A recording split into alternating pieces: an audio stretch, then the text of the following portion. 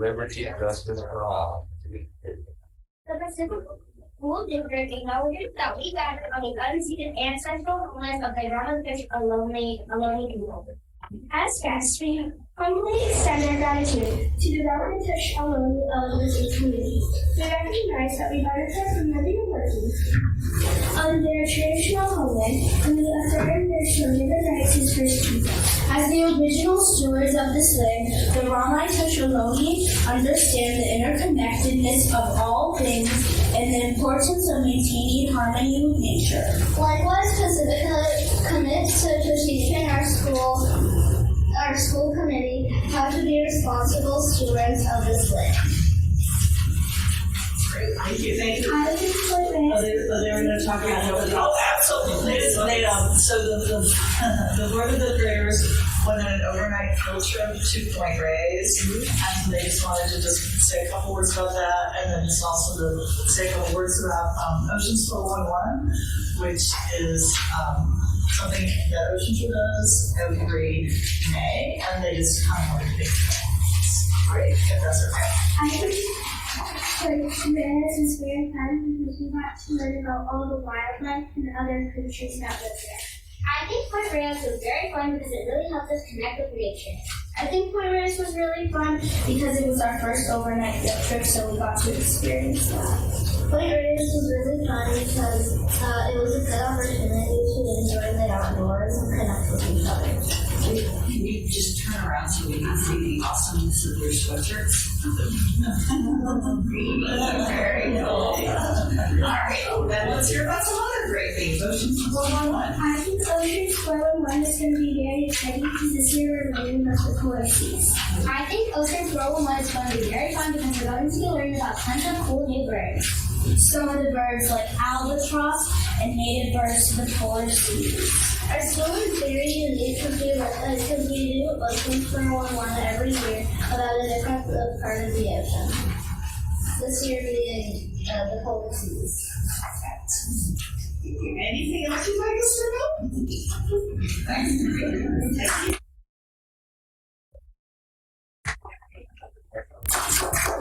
You did a great job, and I'm sure you would love to stay for all parts of this. You might have some homework or reading to do. What's that? Oh, yes. Or boba. Boba's exciting too, so thank you very much for starting our meeting off. Thank you.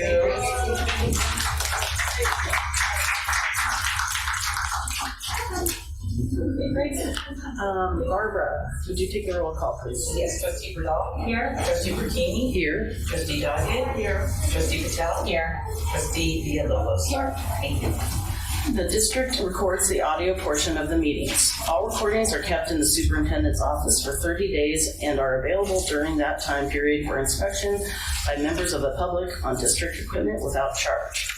In-person speakers wishing to address the board on agenda or non-agenda items, please complete a request card with your name, address, and the item number and submit it to the board president or the superintendent. You'll be called to address the board and may speak for up to 3 minutes. Virtual speakers wishing to address the board on agenda or non-agenda items, please submit your first and last name and agenda item you wish to speak on in the Q&A area of the webinar. Please do not submit comments or questions in the Q&A area. You will be called to address the board. Your microphone will be unmuted, and you may speak for up to 3 minutes. After you've spoken, your microphone will be muted. All right, the board met in closed session to discuss the closed session item, public employee, no, that's not, that's wrong. I'm sorry. The closed session. To meet about initiation of litigation pursuant to Government Code 54956.9D4. The board voted 3-2 to move forward with the litigation. Just from the audience, the sound is apparently not very good. Could everybody just check to make sure that their microphones are open and not covered by papers if you have any? We don't have it. Okay. What to do? That might be. There's nothing we can do. It's just that the sound isn't good. Okay. Use our outside voice. Okay. All right. So moving on, we need to approve the minutes. So it is recommended that the board approve the minutes of March 29th, 2023 regular meeting. Are there any questions regarding these minutes? No? Do I have a motion to approve the minutes of March 29th, 2023 regular board meeting of trustees? I'll make a motion to approve the minutes. Second? I'll second. All right. All in favor, please raise your hand. Motion passes 5-0. All right. All items on the consent agenda will be approved with one motion, which is not debatable and which requires a unanimous vote for passage. If any member of the board, the superintendent, or the public so requests, any item shall be removed from this selection or section and placed in the regular order of business following approval of the consent agenda. Are there any questions regarding the agenda or the consent agenda? No questions. Okay, no questions. Do I have a motion to approve the agenda and the consent agenda? I'll make a motion to approve the agenda and consent agenda. All right, do I have a second? I'll second.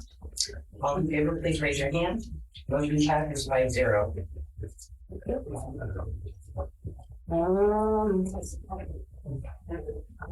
Where are you on page 3?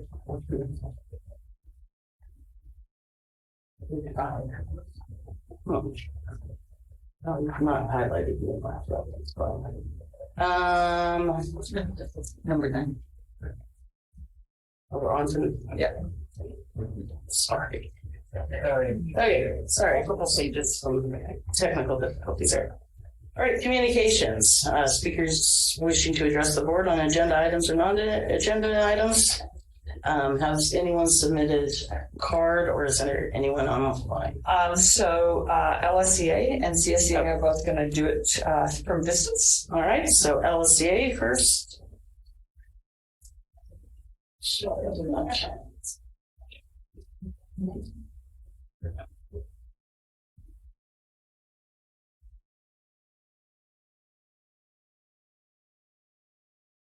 Hello.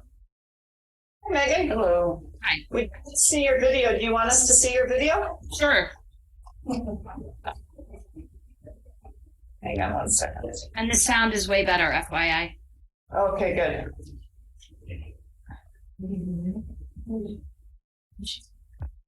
Promote the panelists. There we go. Thank you. Let's give it 1 minute. There we go.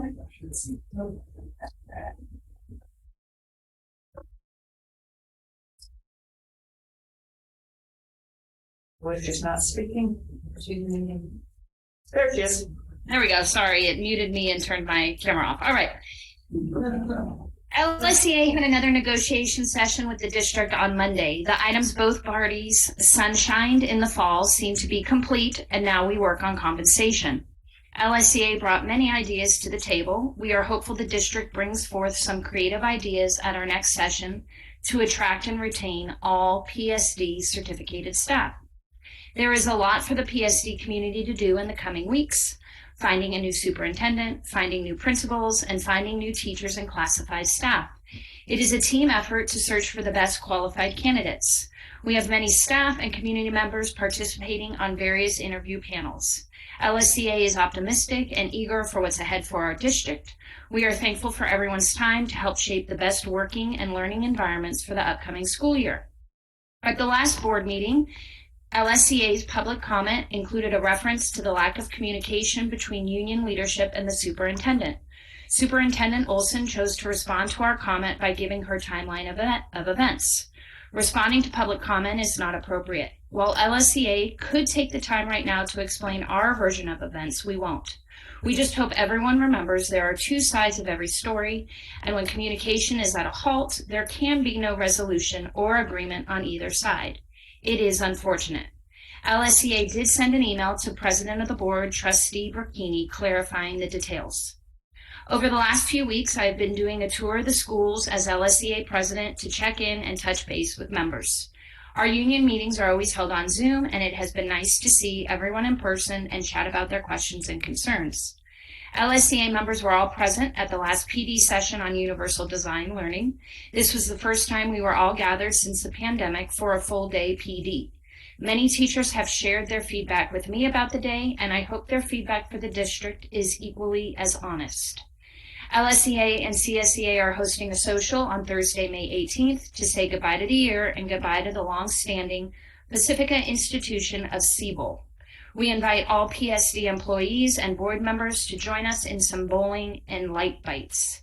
If an invite hasn't crossed your path, it definitely will. Thank you. All right. Thank you very much. All right, now a representative from CSEA. Do you know who that is? Oh, it's Patrick, it's Nicole Sayers, under Patrick Sayers. Okay, I can.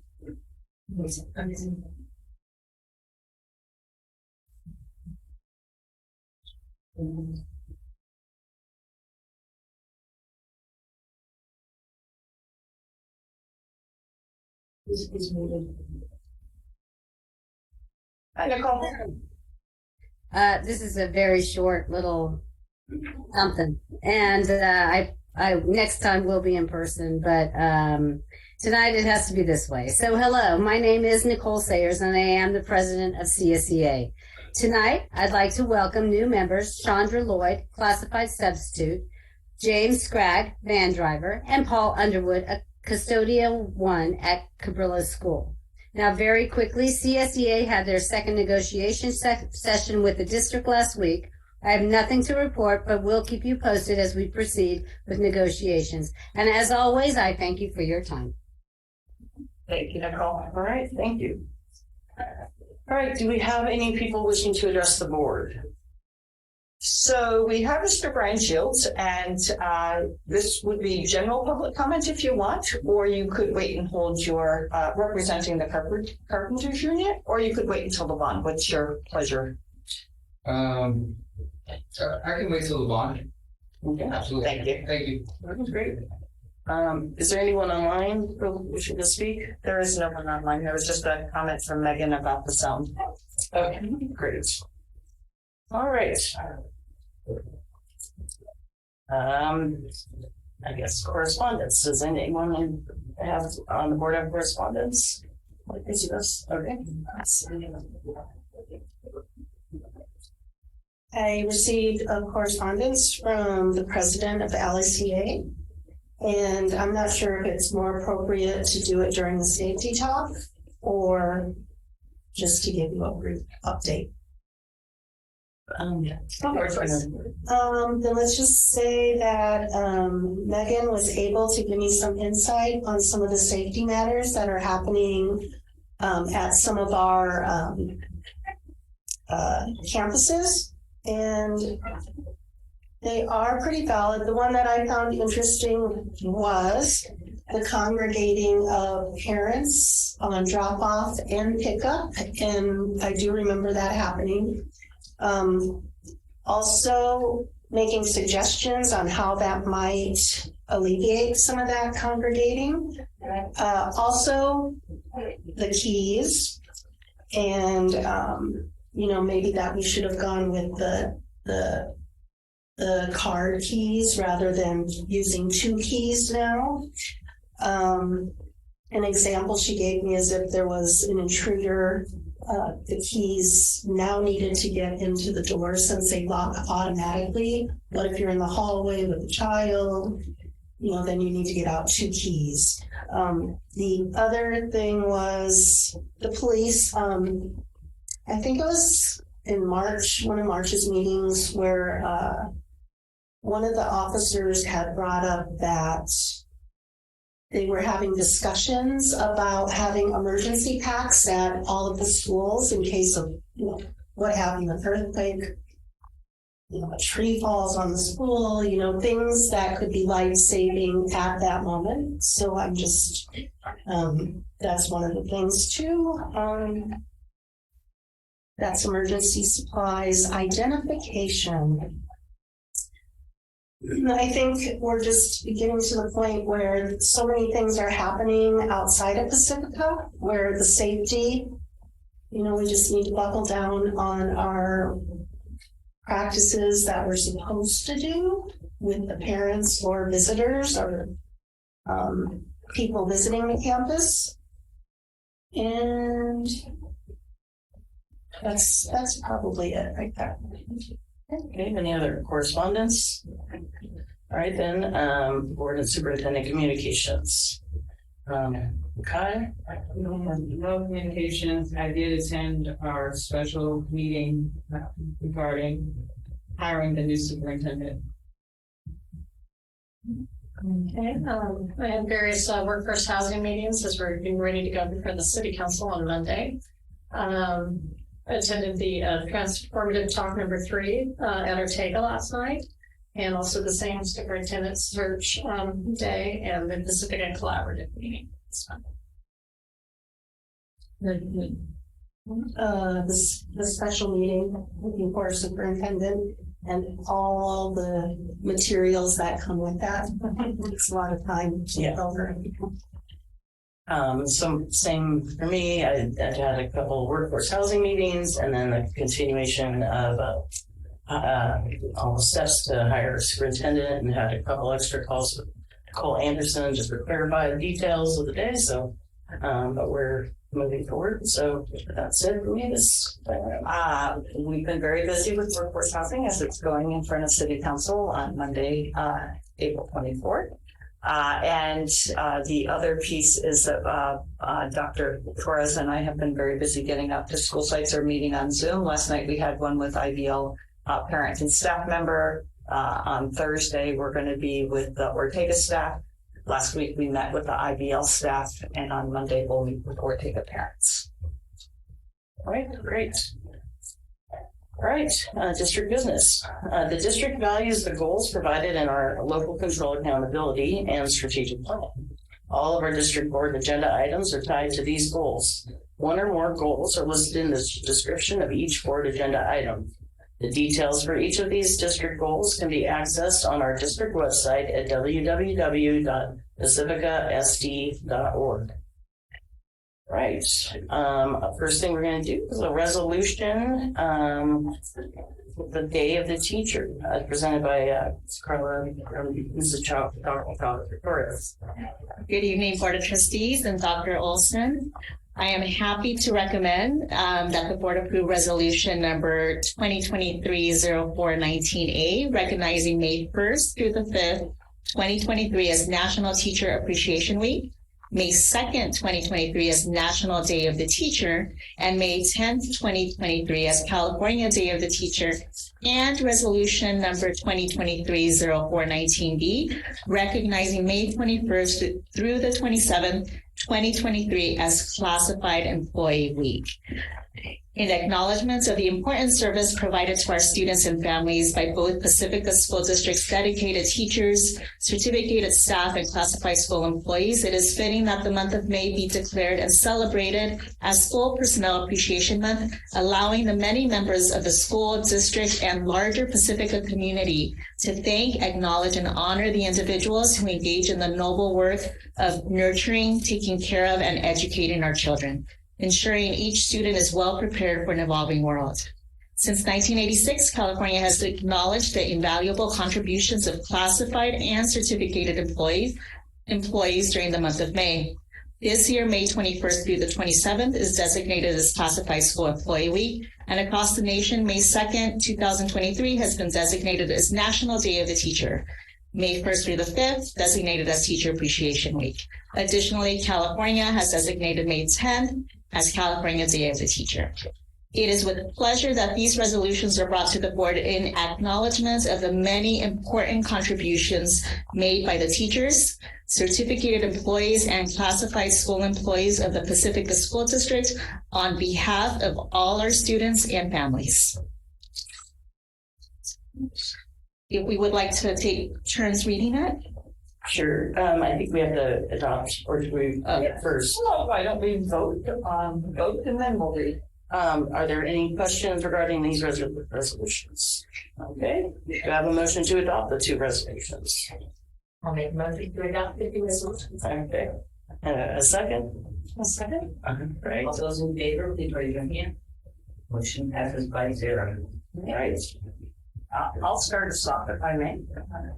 Okay, yes, please. Day of the Teacher and Certificated Employee Appreciation Week. Reading the first paragraph. Resolved by the Board of Trustees of the Pacifica School District, County of San Mateo, State of California, that Whereas former First Lady Eleanor Roosevelt persuaded the 81st Congress of the United States of America to proclaim a National Teacher Day in 1953, and Whereas National Teacher Appreciation Week was established as the first full week in May in 1985 by the National Parent Teacher Association, PTA, and whereas California Day of the Teacher was modeled after El Día del Maestro, which is observed in Mexico and Latin American countries, and arose out of legislation co-sponsored by California Teachers Association and the Association of Mexican American Educators in 1982. And since then, a day in May is set aside every year to honor instructional excellence in public schools. And whereas the Board of Trustees acknowledges and appreciates that Pacifica School District teachers and certificated employees continue working harder than ever in supporting our students in recouping and accelerating learning during the pandemic era. And whereas the Board of Trustees recognizes that Pacifica School District teachers employ countless hours preparing lessons, evaluating progress, counseling, and coaching students while filling roles of listeners, explorers, role models, motivators, and mentors. And whereas the Board of Trustees recognizes Pacifica School District teachers nurture the academic, social, emotional, and physical development of students while inspiring lifelong learning, and whereas the success of our children and communities and the success of our nation, state, and county are considerably influenced by exemplary teachers who devote their hearts and minds to helping our public schools and youth excel. And whereas the teaching profession should be afforded high public esteem and reflect community's value on public education, and whereas the Board of Trustees appreciates our Pacifica School District teachers and all certificated employees who strive to create a learning community that facilitates each and every student's academic and social emotional growth. whereas, did I skip something? Oh, sorry. It was May 1st through May 5th, 2023 has been designated National Teacher Appreciation Week, with May 2nd, 2023 proclaimed as National Day of the Teacher, and May 10th, 2023 as California Day of the Teacher. Now therefore be it resolved that the Board of Trustees of the Pacifica School District proudly proclaims its appreciation for the outstanding job performed each and every day by the teachers and certificated employees of the district who, through their gift of teaching, enrich the lives of all their students. Yay. Now, classified staff. All right. You get to start that one. Classified staff. Classified School Employee Week resolves by the Board of Trustees of the Pacifica School District, County of San Mateo, State of California, that whereas the education of our youth is imperative to our society, state, nation, and world, and classified employees in Pacifica School District are the backbone of our public education system, and whereas the classified school employees of the Pacifica School District provide efficient and effective support and what is that? Ancillary services that are essential ingredients to excellent teaching, sound administration, and high student achievement. And classified school employees are rarely in the spotlight, but are always central to the activities of our schools, serving with professionalism and dedication and setting a high standard for care and compassion. And whereas many classified school employees serve as paraprofessionals and behaviorists, providing direct assistance to certificated staff in the classroom and giving students the individual attention and support they need to succeed academically. And other classified employees perform vital clerical, transportation, food service, office support, maintenance, custodial, and many other functions that sites and district office need, and which provide many students with important educational services. And whereas even as our system of public education depends on classified employees to serve students and staff, they often work in challenging circumstances and, with diverse talents and true dedication, continue to nurture our students and support their colleagues and And the third full week of May is designated Classified School Employee Week by the state of California. Now, therefore, be it resolved that the Board of Trustees of the Pacifica School District hereby recognizes and honors the contribution of the classified school employees to quality education in the state of California and in the Pacifica School District, and declares the week of May 21st through the 27th, 2023, as Classified School Employee Week in the Pacifica School District.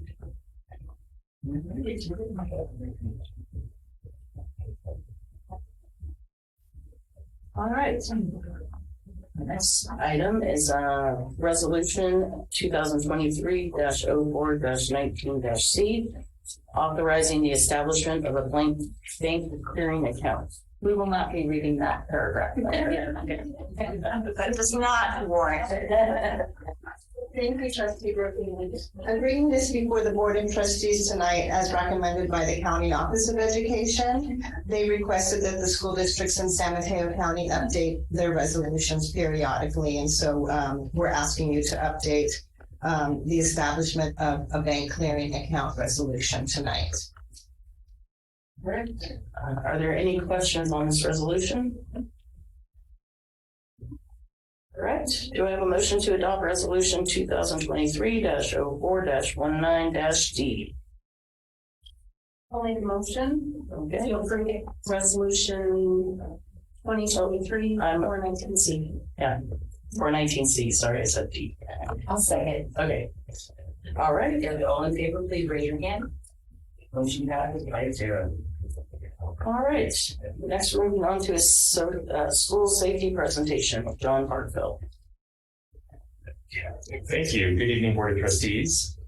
I am happy to be presenting on school safety this evening. I think I'm going to have a little bit of help from my colleagues on a couple of the items. So we will go ahead and get started. Get that up on the screen.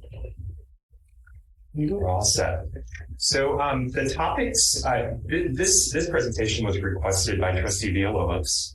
And I think that we got a little bit of clarity about, school safety is an extremely broad topic, and we got a little clarity on what we would be presenting on this evening.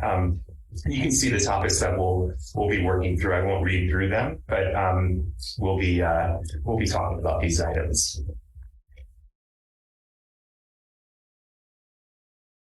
Got it. So I put this slide up. You've seen this definition of school climate from my school climate presentation from a few board meetings ago. And I put it back here because school safety is a key piece of creating this positive school climate that we are tasked with doing for our students. I won't read through the definition, but it's a kind of a foundation and a grounder of what we are trying to always foster. And school safety and having people feel safe and be safe in school is extremely key with that. So the first piece that is really a foundational part of school safety is the Big Five. So I know we're all familiar with the Big Five. We know the Big Five. It's a common emergency plan that San Mateo County school districts and law enforcement agencies follow. It's got our main tenets there: shelter in place, drop, cover, and hold, secure campus, lockdown, barricade, evacuation. These are visually posted at schools. They are practiced at schools, and our students are very familiar with the Big Five. Probably shelter in place, drop, cover, and hold on more than the others, thank goodness. But we do have practice with these parts of the Big Five. And so I also put here that we utilize a trauma-informed approach when practicing and implementing Big Five protocols. So this is just being cognizant of what a student may have experienced in their lives, some trauma that they may have experienced, and being very, very attuned with not re-traumatizing them. So it's being aware of the total person that a student is as we're working on school safety, and that trauma-informed lens is really important. So along with Big Five, another really key kind of foundational piece of school safety is the comprehensive school safety plan. You approved the school safety plans for each of our schools and the district office on February 8th. But the school safety plan is it's done every year. It is required. We do the comprehensive school safety plan in partnership with law enforcement. So as we were working on it this year, we had some questions about different aspects of it, and they were there to answer them. As you know, we also had Captain Clements come and help kind of talk more about them in closed session. Within the comprehensive school safety plan, potential campus risks are addressed, preparation for emergencies. There are two versions. This year, as you remember, there's that public version and then the internal tactical version. This was the first year that they did that. I think it's great because the public version is public. It's made for that consumption, so it has those items in there that makes sense for families, right? And the internal has pieces that that aren't really for the public or not really pertinent for them.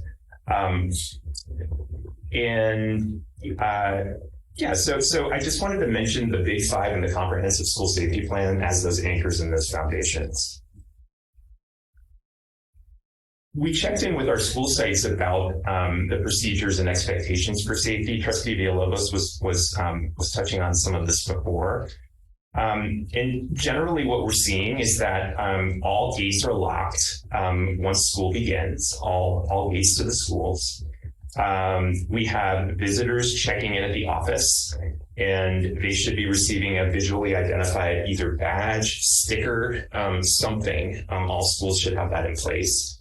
And then even before that they're given that badge, it's verified why a visitor is there. And sometimes they might have to check and make sure that that's legitimate what's being said. So we make sure that that's appropriate, and we give the visitors badge. At least one school let us know that they staff is trained to if they see somebody without the visitor's badge, they will ask them, "Did you check in with the office? Did you?" We have all our visitors checked in. I just want to make sure you did that. So I thought that was great. Internal doors generally aren't locked during the school day because students need access. Students are changing classes. They need to get to the bathrooms. And then, yes, the external gate's locked. So this was about doors and gates and unannounced visitors that we really wanted to get this information from our school sites. So it's there. So now we'll shift a little bit and talk about safety for students and some safety concerns and process that we have in place. Some process we have in place to address safety concerns involving students. All of our school counselors, school psychologists are trained yearly on the suicide risk assessment protocol and the threat or risk assessment protocols. We'll talk a little bit about those. The San Mateo County Safe and Supportive Schools Division administers these trainings, and they support us with the process and sometimes with individual cases throughout the school year. So they are a great support and a great resource. Suicide risk assessment is our response when students are expressing any sort of notions of self-harm, suicidal ideations. When that is heard or learned of from the staff, we will engage in this process. Basically, what we're trying to do is ascertain a level of risk. So it's a process with questions and obviously follow up with the family, and we have a level of risk, and from there we have an action plan for the student. How are we going to keep the student safe? What kind of follow-ups does the student need, both in school, out of school? But the process is to get with that student who has expressed that ideation immediately and engage in this process. So it must be done right away as soon as we learn of it. The threat or risk assessment is when there may be a threat of violence between students. This is somewhat similar. So it's a process where we investigate, again, the potential level of risk or level of danger in those situations. And it helps the school kind of come up with where that is and then develop an action plan moving forward to avoid, any sort of danger or violence. This is done through a multidisciplinary team. So we've got multiple people usually on this team. When possible, and this is not always possible, but sometimes law enforcement can actually come and be a part of that process, be a part of the threat assessment in a very, very supportive way. So that is a good thing. And then confidentiality. So with these processes, it's difficult because the students' confidentiality of these processes is protected. So we can't necessarily divulge exactly what happened in the course of these processes, but instead to convey to staff or to whoever had done the referral or who was involved that everything is safe now, that we've engaged in this process, we engaged in the threat assessment process, and it is safe now. So, but we can't necessarily talk about the specifics because of the confidentiality. This school year, we've done 28 suicide risk assessments and 5 threat/risk assessments. So additionally, we've done a number of trainings in different areas that I wanted to just touch on. At our professional development day last week, we trained a large number of classified staff on CPR and first aid and got them certified. We would be looking to do that more when we have that opportunity. We did with some special education staff something called PROACT training. So PROACT is a company that has a kind of method of de-escalation and ways to approach students with behavior safely and intervene safely when we need to. It's a wonderful training. We have our very own Kathleen Kennedy and Nicole Sayers went to learn how to be trainers for PROACT. And so we've been training our own cohorts with them as co-trainers. So we had done one cohort before the professional development day, and then we did another larger cohort, about 35 people at the PD day, and then there's a second half of that happens on Saturday. So it's a number of hours, that training. It's like a 14, 15 hour training. So it is a lot, big commitment.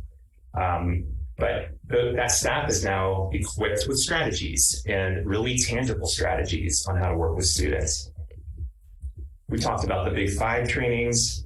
I have Narcan and naloxone on there. So there is a program that the county is working on with school districts called the Naloxone Distribution Project.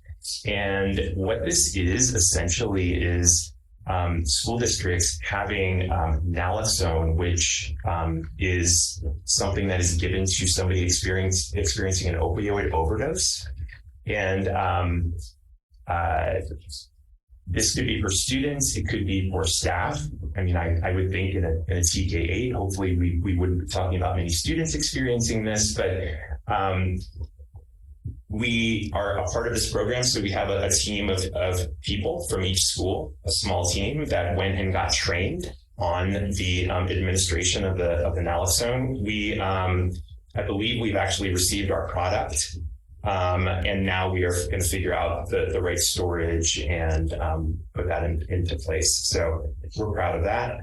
At the district office, we did one meeting this year where we started to talk about our incident command structure and our roles. So this is for here at the district office and the district. So we talked about at the district office, when we have disasters, we have to kind of have this structure, and we talked about the different roles.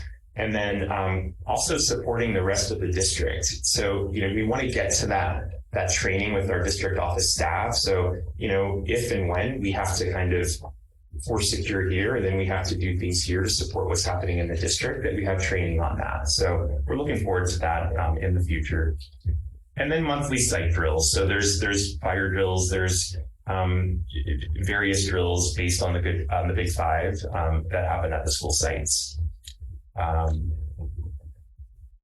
So I think now we will.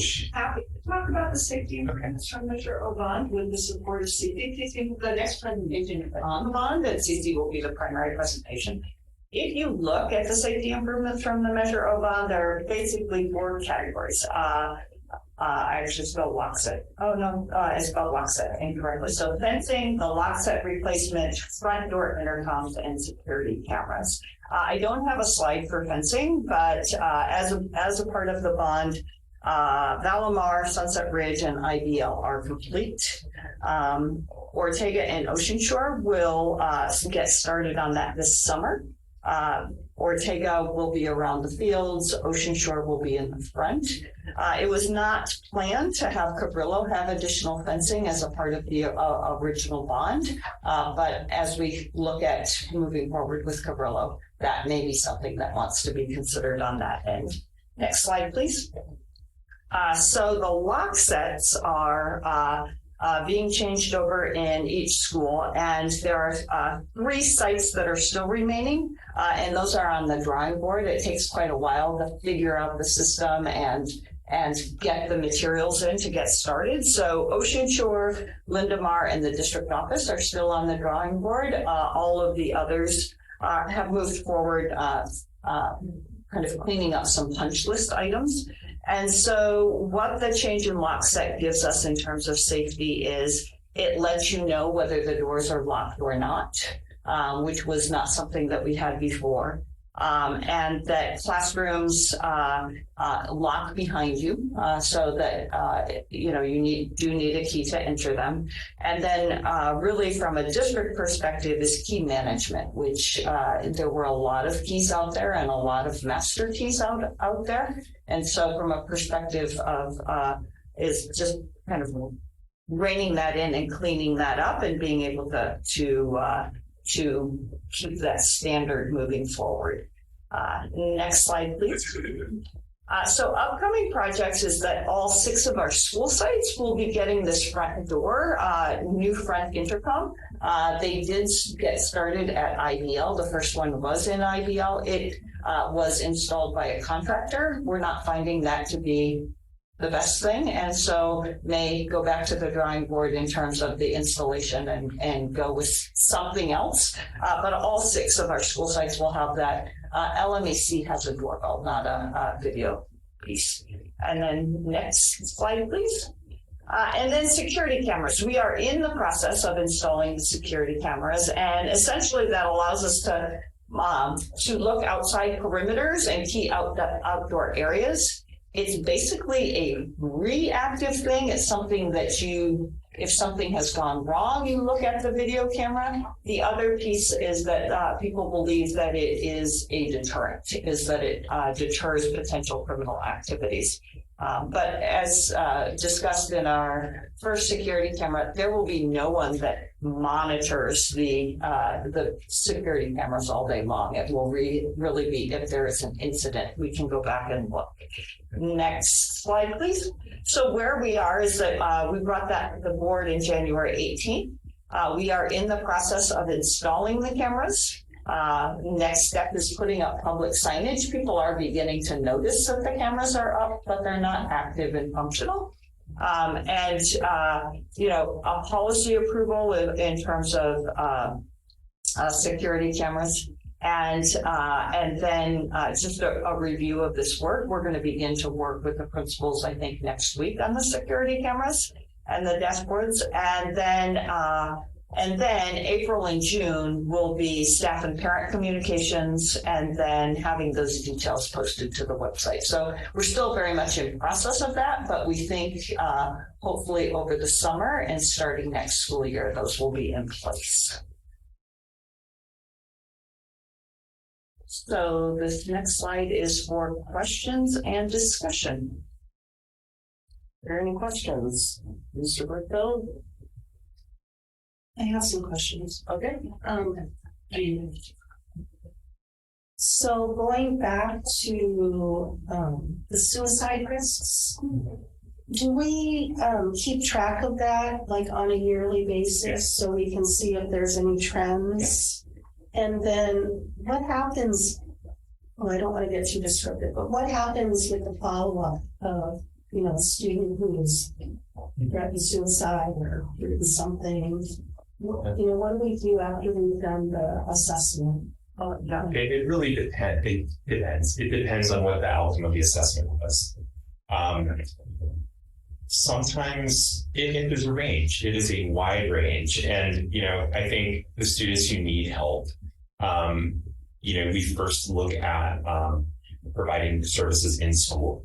So, for students on that range where it's a higher concern, we want to get counseling services for that student right away. We also want to bring the family in with us and talk with them and make sure that they understand, and then help to connect them with services on the outside for the student if that's what's needed.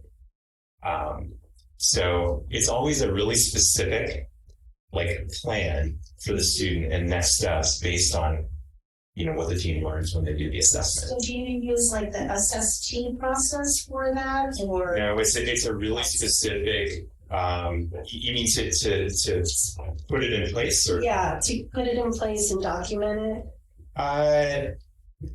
Sometimes it is done through the SST, but sometimes, to be honest, if there's a suicidal ideation, just immediately put the student in. That referral will go to the top of the referrals. So, can I just say that in the consent agenda was a lead mental health counselor, and we, since Christina Irishman has left us, we have not filled that position, and that will be very, very helpful to this.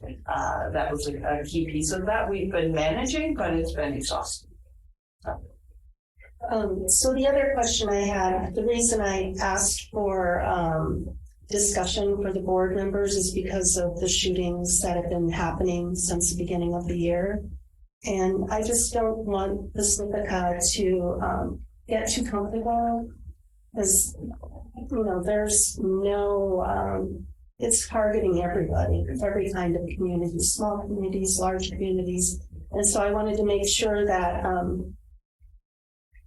that we're having procedures that are safe. And one of the things is front door intercoms. So I don't know who designed our schools, but the front offices are down a hall, off to the side.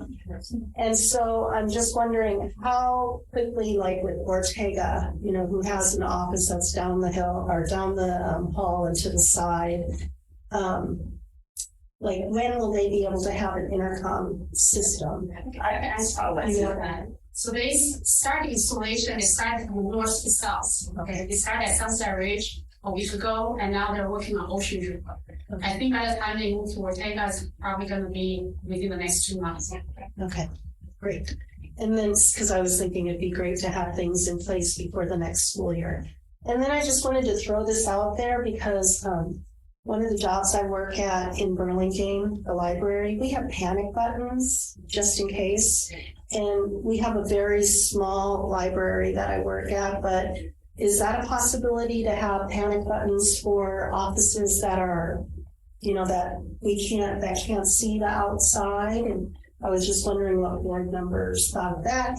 And if it's a big expense, I'm not sure if it's a big expense. I understand what's your expectation on panic button. Does it mean if someone pushes a button and notifies someone, or are you talking about panic push bars on the door? No. So the panic button I'm thinking of is if we're sitting here and we hear something, going on, we can just push a button and it'll go directly to the police department. That's what I do in the bank. That's what I was saying. In the what? In the bank. Yeah. Oh, right. Push a button, it goes to the police department. But they have them in libraries. They have them in other centers, resource centers in Pacifica. So I just wanted to throw that out there too, because if you hear something, you can just push a button and, help is on the way. And I think that's all I have for right now, except I did make some notes that we do have a policy on, let me just look at this really quick.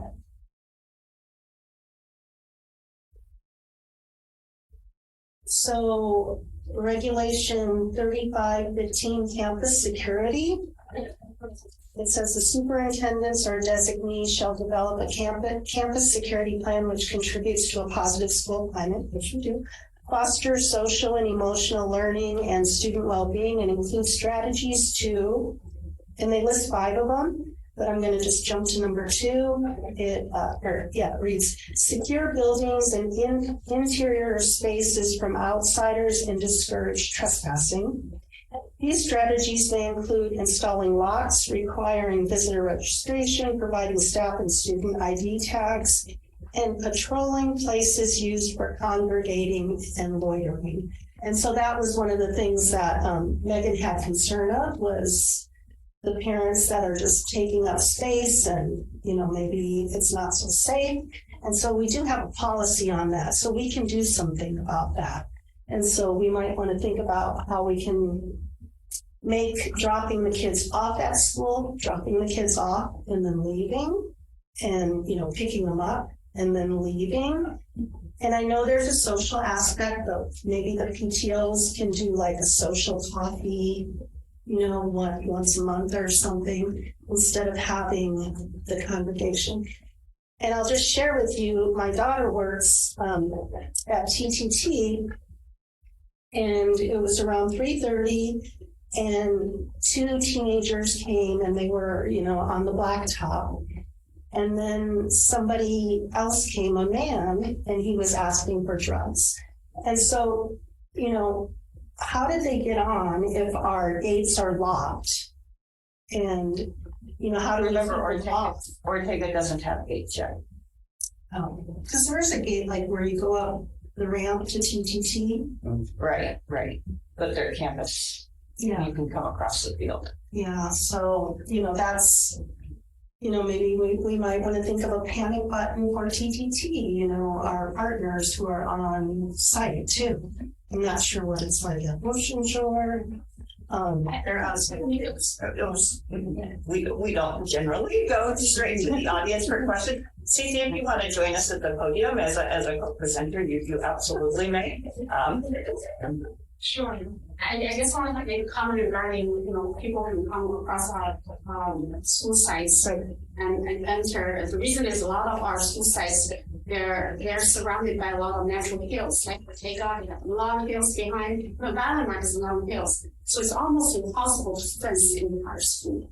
So for Ortega, we're doing the best we can. Like for when we do the field improvement this summer, so we're going to fence the new field up to a point where there is, natural hills that are preventing you from, coming from the street. But we cannot enclose everything.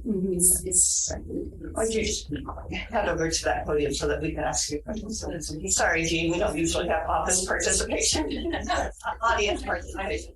It's okay.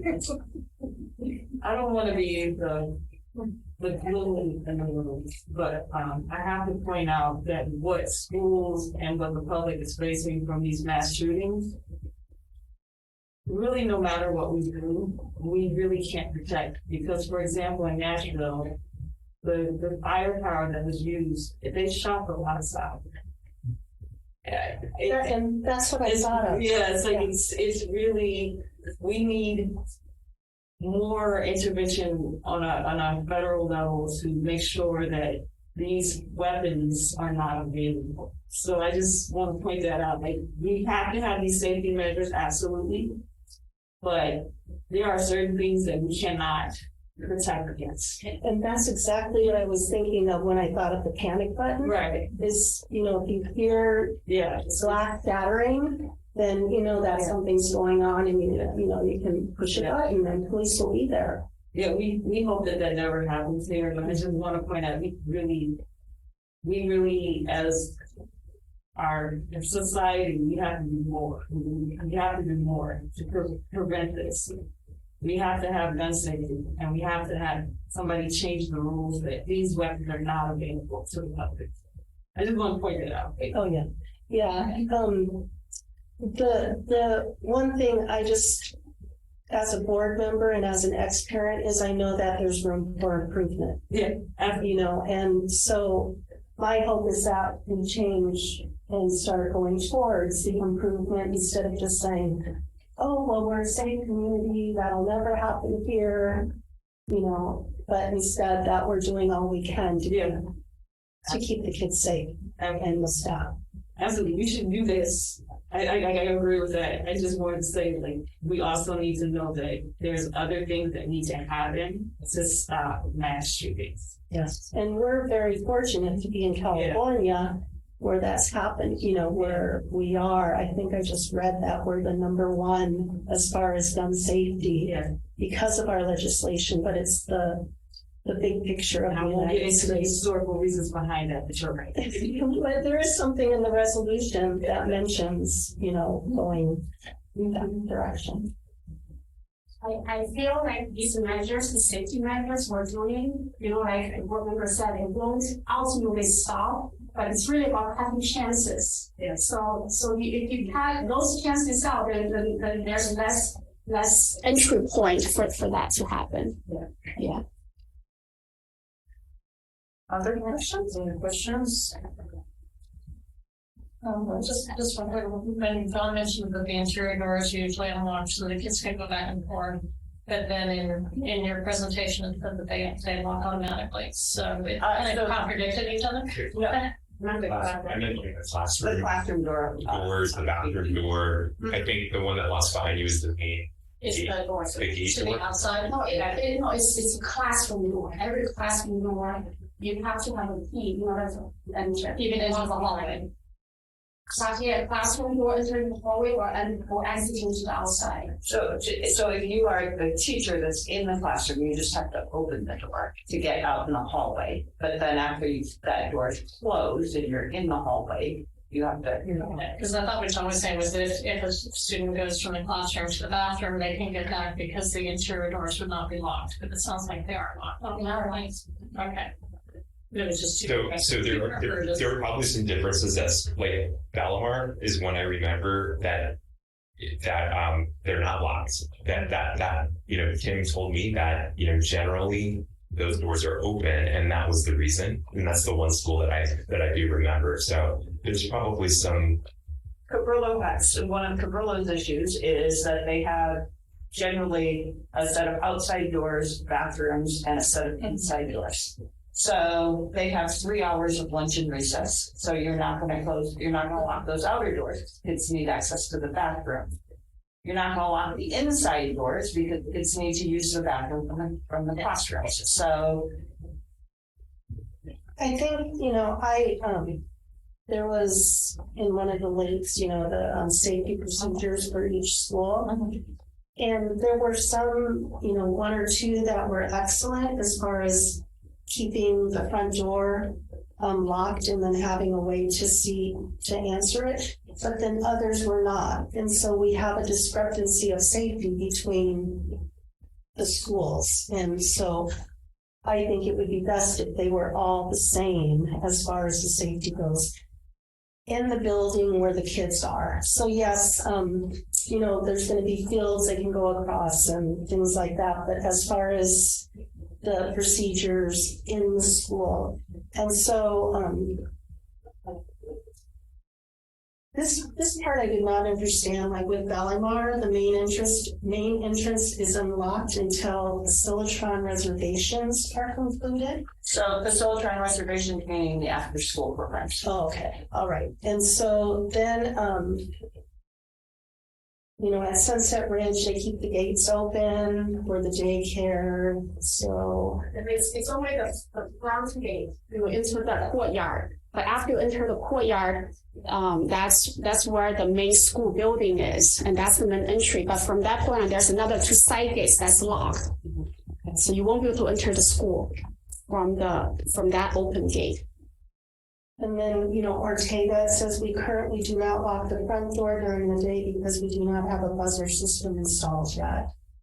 And the front door is locked at 4:30. And I think it was IBL who had the ideal, setup as far not as. currently working. Yeah.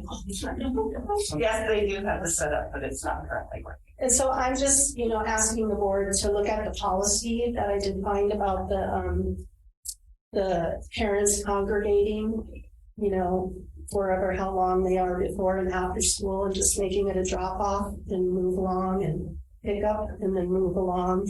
And I know that might be an unpopular thing, but I think it would make our kids safer. And so I can show you the policy that I found, and I've got it right here. I would ask before the board made that decision to think a lot about community. There is the hardest part about, and this truly, safety has become one of the most challenging things in the 5 years since I've been superintendent, right? Like, it's so much more elevated on so many different days, and you can see it happen. I think there are certainly things that we can do to make improvements. I would say before we go like across the board and say everyone does everything, I think more discussion needs to be had, and perhaps a work study around what is community, how do we welcome people to school, and then where do we draw that line in terms of safety, because it's not all or nothing. And I think we do need to be thoughtful about where that line is. Like, we are doing kind of the hard, the things that are built into the school in terms of improvements. As we did the facility master plan, that was one of the very first things CC noticed is your offices are all within the wrong place. And one of her initial things were, let's move the offices. And then when she realized how much that would cost and that we wouldn't be able to do anything else, we looked at some other things. Like I said, I never thought in my time as superintendent that we would be talking about security cameras in Pacifica. We talked about it, and there was not public comment. There was not resistance. That's just the way that it goes, and it shows the difference. I think for a school district that is so embedded in the community, that more conversation is needed to talk about what drop-off looks like, what pickup looks like, when parents are going to be welcomed onto campus, and when they're going to be asked to leave. And I do think there will be slight differences. If you are at IBL in the morning at 9 o'clock, there are rarely parents on campus, right? It's 9 o'clock. They drop their kids off and they go. But for the parents of the littlest kids, there is a little bit more of a linger. And so I think those are important discussions that we need to include both the staff and the community for. And I think we need to pull more policies too about instruction disruption, because that could be a disruption to the kids' learning. All right, were there any more questions on this one? This was an information item. And we do have a resolution. I'm thinking, has everyone had the opportunity to look at the resolution?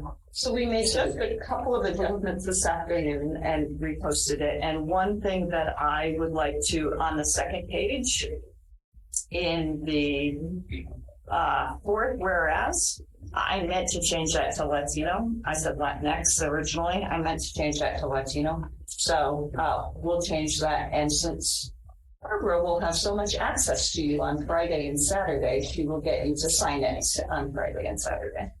Okay, so I think we should probably vote before we read it. Are there any questions regarding the resolution? All right, do I have a motion to adopt the resolution 2023-04-19-D? This is the actual B. I'll make a motion to approve resolution number 2023-04-19D. All right, do I have a second? I'll second. All right. Favor, please raise your hands. All right, I'm sorry. As a 5-0. All right, in trouble. Okay. All right, so we'd like to read the resolution. Let me start. Pacifica School District's school safety resolution, whereas our public schools are charged not only with supporting student achievement, but also providing a foundation for mental and physical health, personal growth, and civic engagement. And whereas student safety is a prerequisite for consistently high levels of academic and social development. And whereas violence and harassment can not only alienate students from their peers and their environment, thereby impeding learning, but also cause injuries and fatalities. And whereas in its May 2017 study, Indicators of School Crime and Safety, 2016, the National Center for Education Statistics found that 21% of students aged 12 to 18 said that they were bullied at school. And whereas in the same study, 16% of high school students reported carrying a weapon at any point during the previous 30 days, and 4% reported carrying a weapon on campus during the previous 30 days. And whereas the study also noted that 4% of students had access to a loaded gun without adult permission, either at school or away from school during the school year. And whereas guns are the leading cause of death among American children and teens. 1 out of 10 gun deaths are age 19 or younger.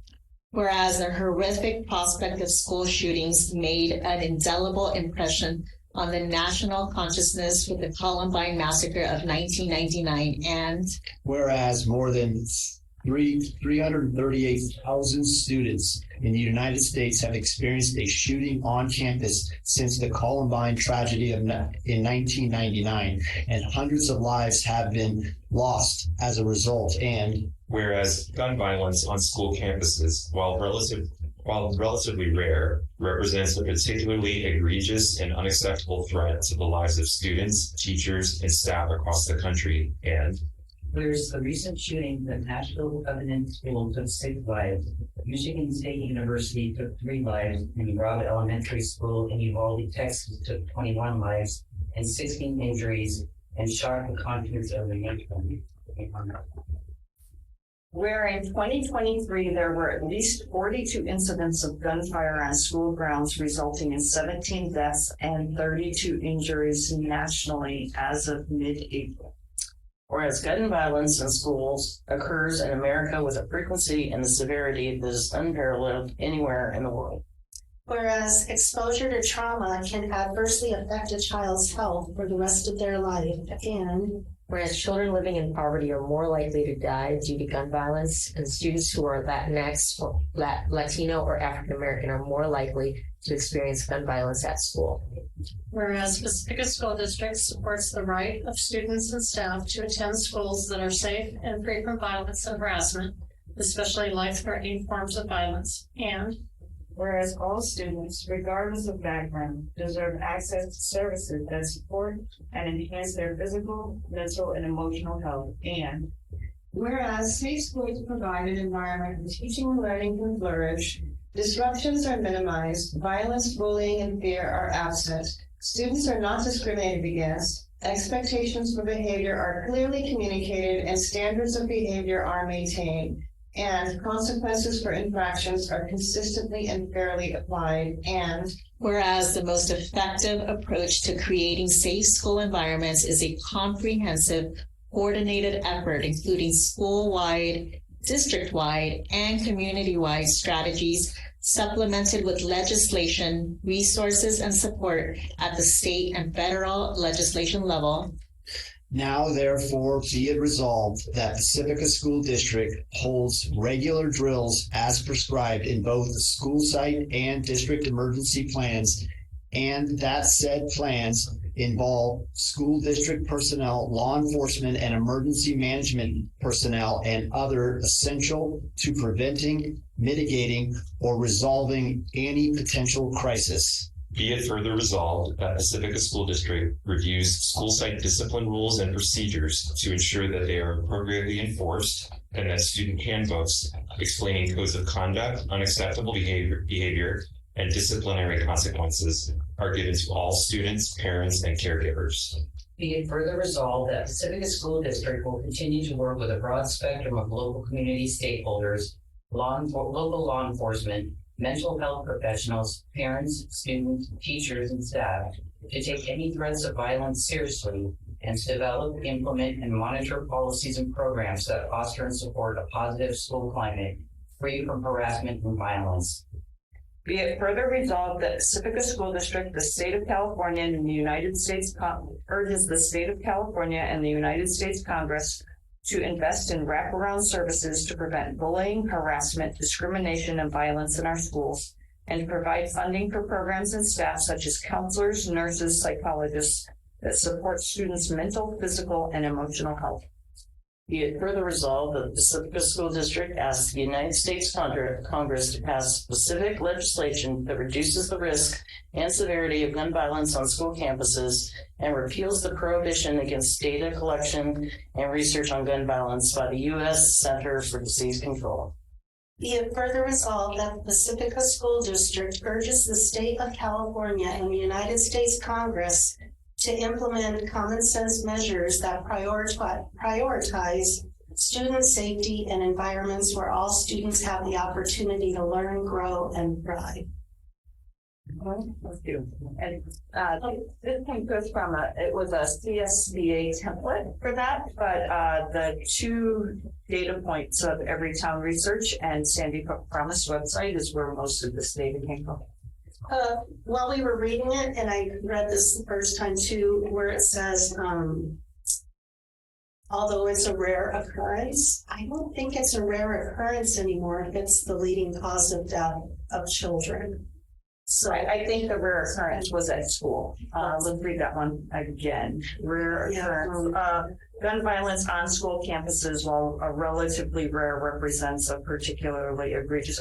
Absolutely, because our schools are a sacred place and people feel safe there more than any other place. And I think the thing that struck me as I was writing this is because it was written in 2018, it was targeted toward Columbine on. 338,000 people have experienced this since Columbine, and that trauma exists. And as they saw with the Covenant School, as people were reporting it, some people that had been traumatized by a school shooting were the reporters. And so it is becoming more and more prevalent, the trauma of being exposed to that at school. And some of the high schoolers who were at Oxford were also at Michigan State. So they're experiencing it twice now. Mm-hmm. Yeah. So I'm just wondering if we can really send this to our representatives so that they can have it on their desk. Sure. All right. All right, next is a Measure O bond update with CC Ming. This is information.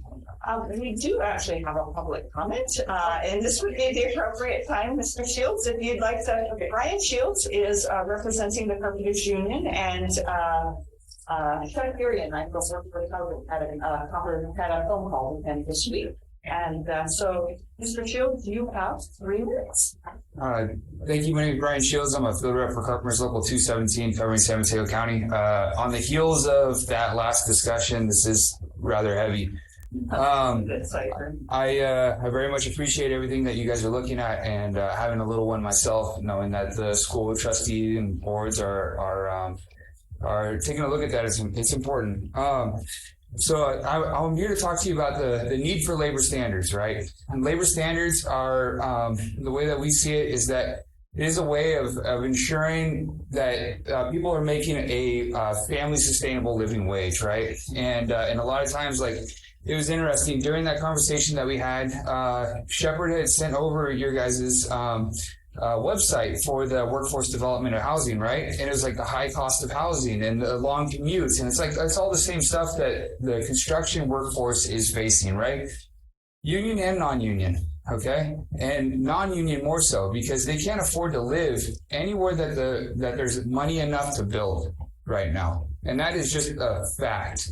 My coworkers are speaking with guys that are commuting up from Foster City, sleeping in their car, or not from Foster City, I'm sorry, Fresno, sleeping in their cars to make $20-25 an hour, right? And they go from here, next job was in Napa, and then they're heading back, you know?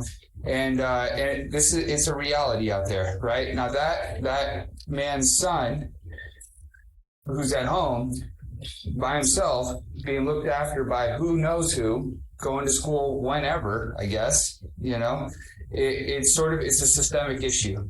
With $55 million coming in through Measure O and the prospective projects that could be, not only the prevailing wage aspect, right, because it's a school district, but also having some labor standards attached to it, like apprenticeship, right, access to apprenticeship, access to local hire, and healthcare, right? So the way that the prevailing wage works is that your the Department of Industrial Relations looks at data from the area, and it says that carpenters are paid this much, masons are paid that much, laborers are paid that much, and that we have basically the carpenter wage for your prevailing wage is the union carpenter wage. Okay. Our members have gone through apprenticeship. They have received all the training. They do a 4-year apprenticeship. And on the back end of that, they become journeymen, right? Men and women. We've now, this last month, we just graduated our second all-women's cohort of apprentices. And we're proud of that because we're hoping that it's a support network instead of just having one woman in an apprenticeship class. Man, pressure's on. I would love to follow this conversation up in more detail, and I don't even get a chance to say everything I needed to. Thank you. Thank you. All right. Thank you for your comments. Cece, this is information.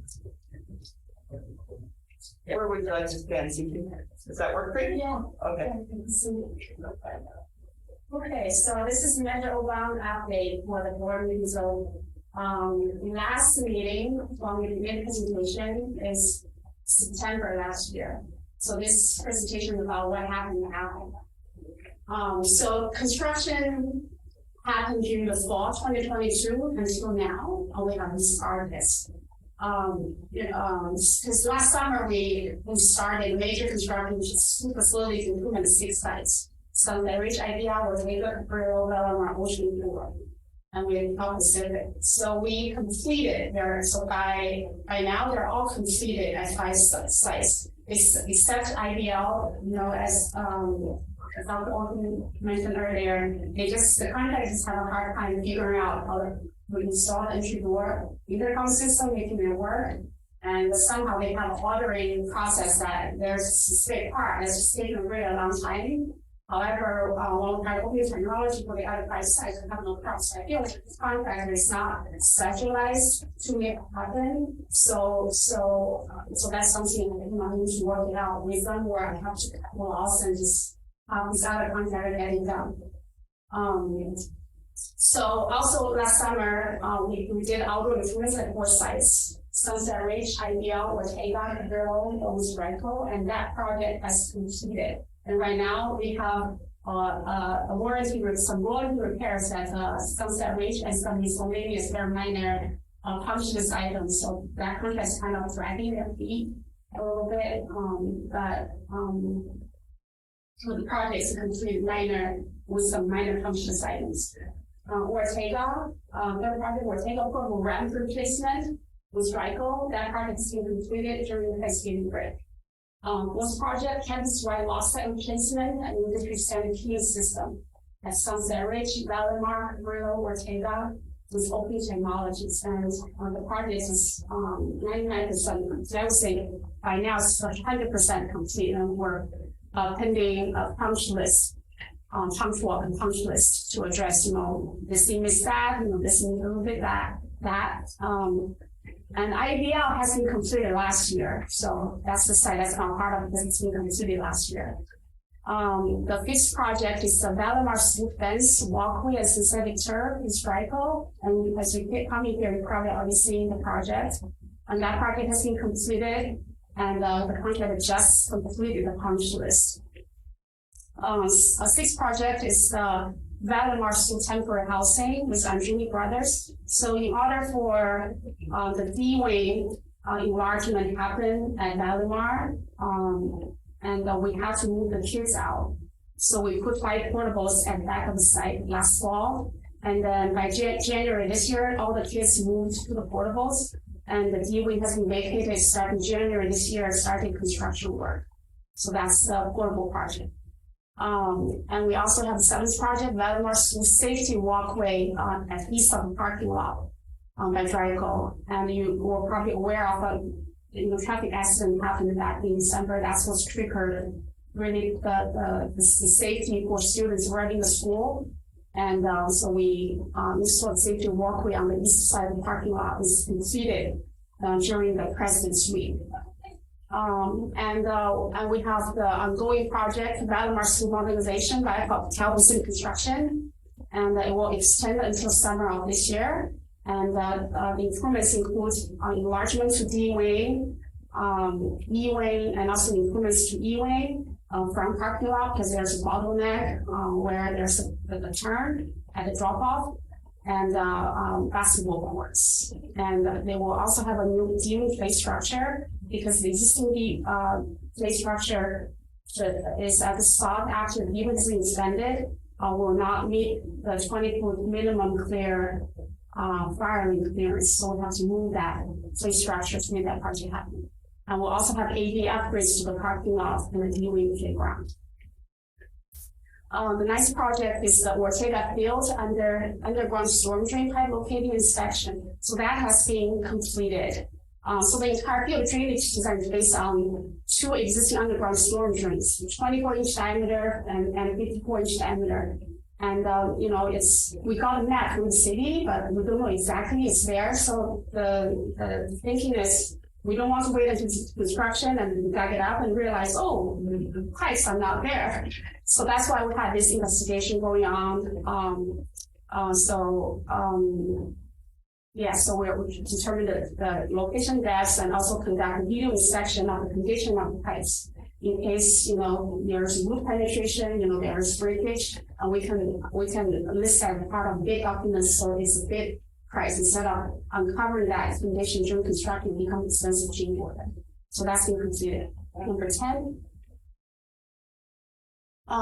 So these are the upcoming construction projects in 2023. So the new door intercom systems at Sunset Ridge, Ocean Shore, Valdemar, Cabrillo, Ortega, and the construction or the work has started last week, and we're looking for everything to be completed within 2 months. And also coming up is the campus-wide lockside replacement at Ocean Shore District Office and LNEC. So the vendor completed its indoor survey. Right now it's in drawing and specification phase. And after that, we'll be bidding out and ordering materials. And this more will happen about 10 months.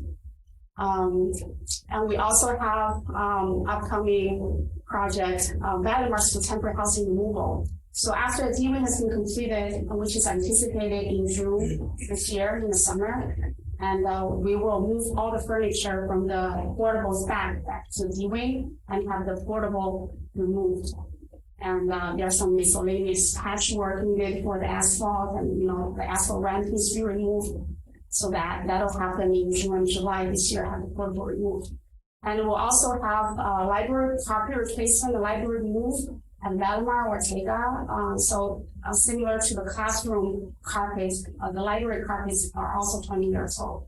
So we're looking to replace that for 2 of the sites this summer. And Cabrillo delayed on that project next summer because they have some electrical work that they wanted to do, for their library. And the fifth project is one of our district most important project. Is the Ortega new synthetic sports field and outdoor improvements. And the project went out to bid, and we had a bid opening. And right now we're evaluating the bids, making sure the lowest bidder is indeed qualified and also responsive. So we're inspecting the bid. And the project is scheduled to start this summer when school is out, and the field is anticipated to be completed by January.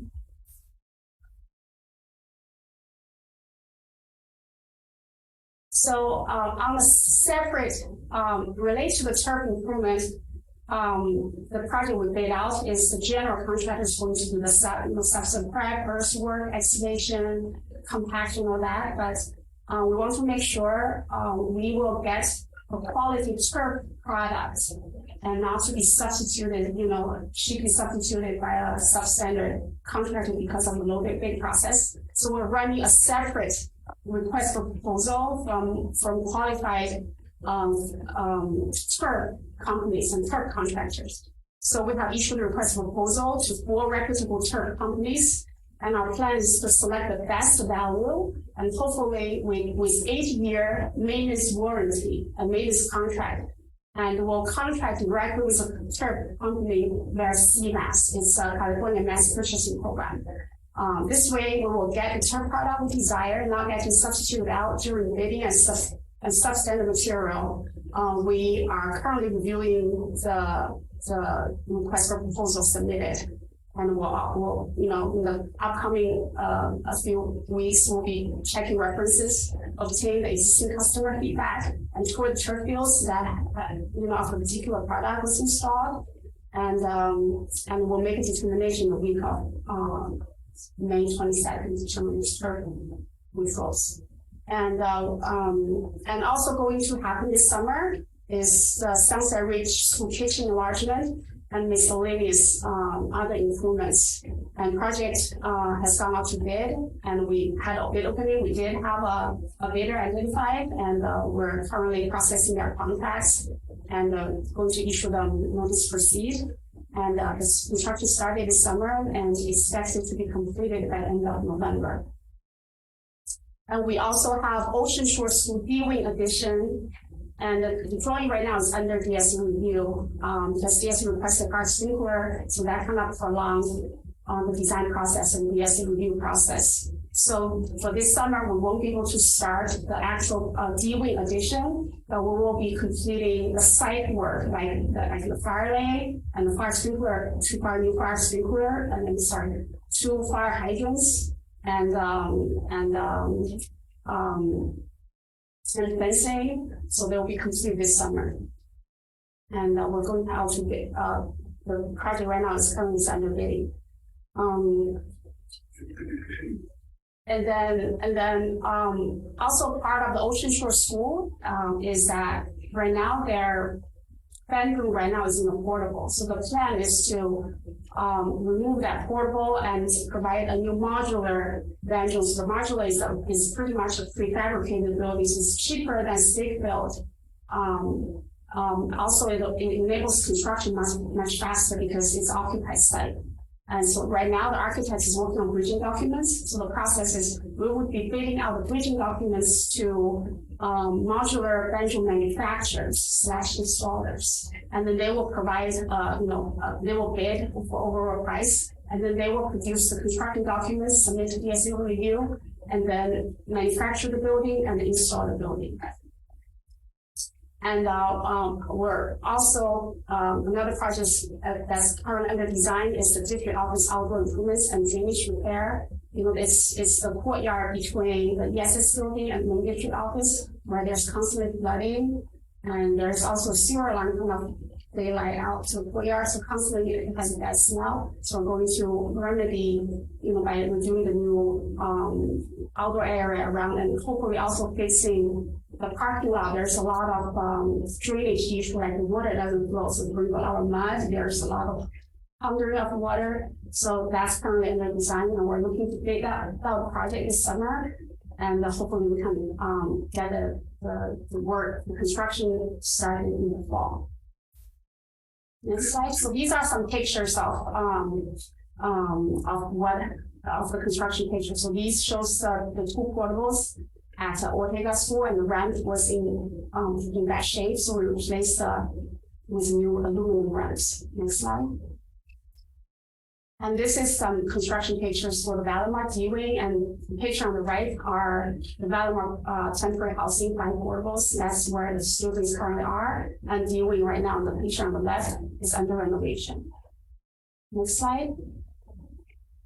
This is the Valdemar fence and walkways inside the turf projects. You can see some before and after photos. And now when I look at the before photo, I couldn't believe how we lived through that. Next slide. And this is Valdemar Safety Walkway. These are parking lots. You know, the school's main entrance is here. There's a gate here. So all the students come this way. They have to walk past these driveways in order to cross the driveways in order to get to school. So now we make them come here. They can just walk around here, and it's much safer. Next slide. So this is what Dr. Olson presented earlier. So this picture on the right is, you know, those are the key entry points into the school. You have the front door and also the door between different corridors. So they have a plan how to where in the old days, you won't be able to know if they're locked. Because oftentimes to allow kids in and out, you dog those doors. You dog those doors at an open position, but you wouldn't know until you really try, because someone can come in. And now it shows if it's locked or unlocked.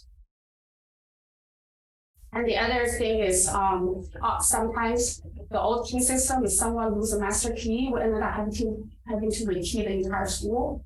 And now this new key system has an interchangeable core. So if a function of the space change or someone loses a key, we just replace the core. We don't have to change the entire lock set.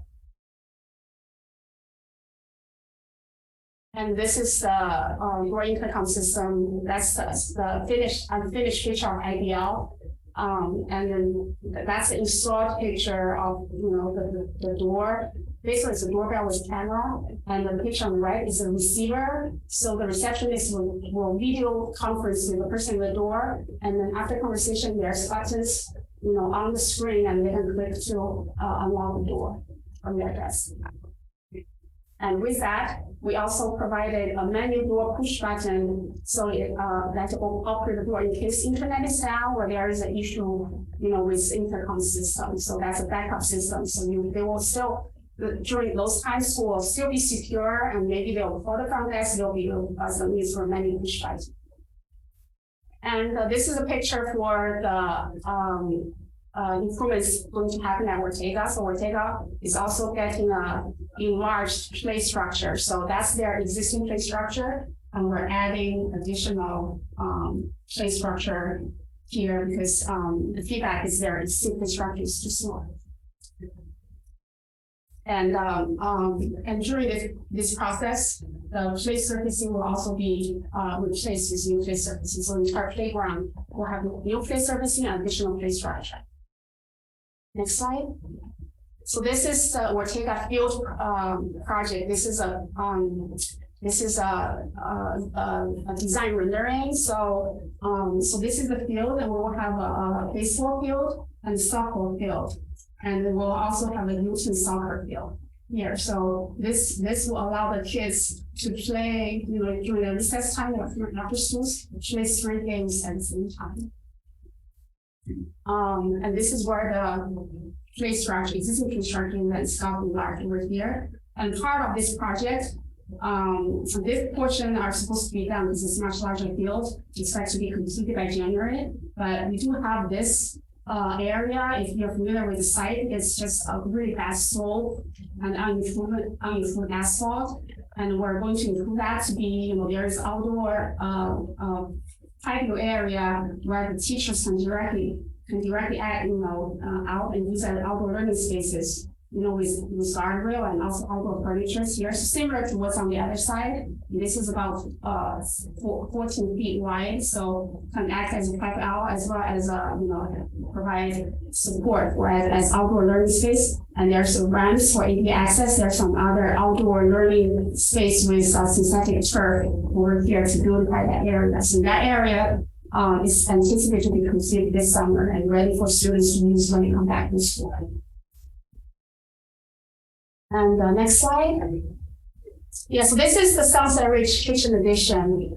So I remember one of the previous board meeting, or one of the meetings, a board member asked, you know, why are we enlarging, you know, the kitchen, right? Like, how does that impact the kids' life? And I remember I couldn't.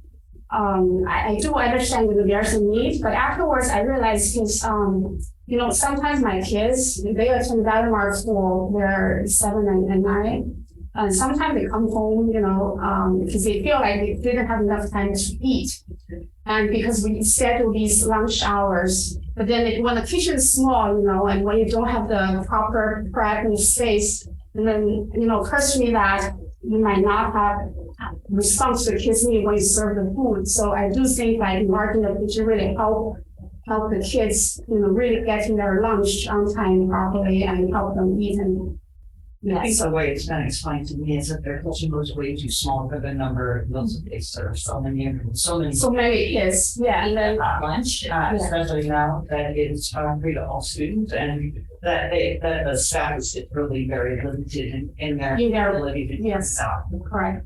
So that's where, and on top of that, we're also painting the lunch shelter. As you know, Sunset Ridge is in a very corrosive environment. Their lunch shelter, the steel, you can already see very serious rust. So we're painting lunch shelter. And also, we're installing library motorized window shades because they have a high window, they get a lot of glares. And we're also going to replace the rusted roof brackets that supporting the NPR roof. They're all rusted, so it's a safety concern. Also their existing U-wing corridor is extremely loud. So we're providing acoustic panels to enhance acoustic for the corridor. Of course, there's a new outdoor drinking fountain that's serving the play yard area adjacent to the kitchen. Next slide. So this is the upcoming construction for Ocean Shore Evening Edition. So right now they have these 3 portables. And so the plan is, for these 2 portables, occupants to move to this E-wing classroom when it's done. And then we'll put a future bedroom here. So the intent is for this bedroom, for this portable to another site. And then these will become the special ed spaces for the preschool special ed from Myanmar, LNEC. And there's some, fire lane work you can see going on. Next slide. So this is the modular band room addition design that right now the architect is working on the region documents. And this is existing D-wing. So this is what that D-wing looks like, matching the architecture style. And this is the floor plan of the bedroom with bedroom office, some shelving, cabinets, and there's acoustical treatment inside. Next slide. So this is some pictures of the what the carpet looks like, what the library carpet looks like. Next slide. So this is the courtyard that we plan to improve for the district office. Next slide. Oh, questions? I think the piece that didn't come up is often we get questions about the Cooper. And the piece about that is that when we were doing the work with the facilities master plan adopted that 5 years ago, it was $8 million, and now it comes in $14 million. And so it's not going to be in this fund. We have not circled back with the staff. I think there was a meeting in October with some teachers being interested in the gym and others not being so interested in the gym. So it is time to circle back to the Pergolo staff, probably in the beginning of next year, to talk about what we will be doing. And then very much making sure that we involve all of the community in that, because the gym is a community entity, right? And it's not that we don't want a gym, it's that the cost is, so much higher. So that was the piece that there wasn't a slide for, that we just wanted to share that information. And I do think that in the letter from LSCA, they were concerned about what's their big ticket item going to be if it's not the gym. Right. So that would be as a part of the input that they get from staff and parents and community. Just a quick question. So the progress, by the way, is again fantastic. I mean, it's great to see all of the improvements underway and completed for the most part. Could we get a reporting of how the Measure O bonds were spent by school? Now, I do understand that schools were built at different times and have different needs, right? So I fully acknowledge that, but I do think it would just be helpful to understand. That would be great. I think I can, You can share. Yeah. Thank you. And then, just thinking of the quality of the work, I was just wondering, do we use any union, carpentry, electricians? So here's the thing, right? So the law, the public contract code asks us to accept the lowest responsive bidder, right? And also requires to pay, prevailing wage. It doesn't require it has to be union labor. So it really depends on which contractor we got. And some are union, some are not. Like Pacifica Construction, they were working on the Valamar improvement and also the 6 sites. They are union, but it's a company like Trico, they're not union. So we have to follow what the public contract code requires to do. So we can't impose actual requirements. It has to be union labor. I don't think so. As long as they pay for prevailing wage, but every contractor will require they have a DIR number. That's like the Department of Industrial Relations. So whenever a project is, contract is approved, we generate a DIR project ID with Department. So we basically tell them what the project is, what the cost is, who the contractor is, and then we send that project ID to the contractor. The contractor is required to submit their certified payroll and report their prevailing wage to the DIR. So that's how they ensure they're paying prevailing wage. I didn't talk about that before, because I do agree. My husband's been in the Carpenters Union for over 30 years. And so I've heard a lot of stories about the non-union work that's done and then how they have to go in and fix what was done because they don't have an apprenticeship program and they don't have a journeyman program. Well, actually, all the contractors, when we do the pre-qualification process, they're required to have the apprentices program. They are required. That's part of the requirement. Can I say something? You can't. I'm sorry. On Tuesday. But what you can do is you can either write me or me and the board your questions. Like the last one, no audience participation. Thank you, Brian. Okay, are there any questions for CC on this item? I think it all looks great. I'm just curious though, if the parents realize how hot turf is when you're playing soccer or when you're standing out there. It really comes down to the turf selection. So we ask for the contractor to submit their, the product literature as well as samples. So a lot of the heat comes from the infill material, and we have our landscape architect that is extremely experienced helping us with the selection process. We're also going to walk the actual field to those contractors that those material installed, and we'll be able to talk to the end customers. So that's all part of our selection process.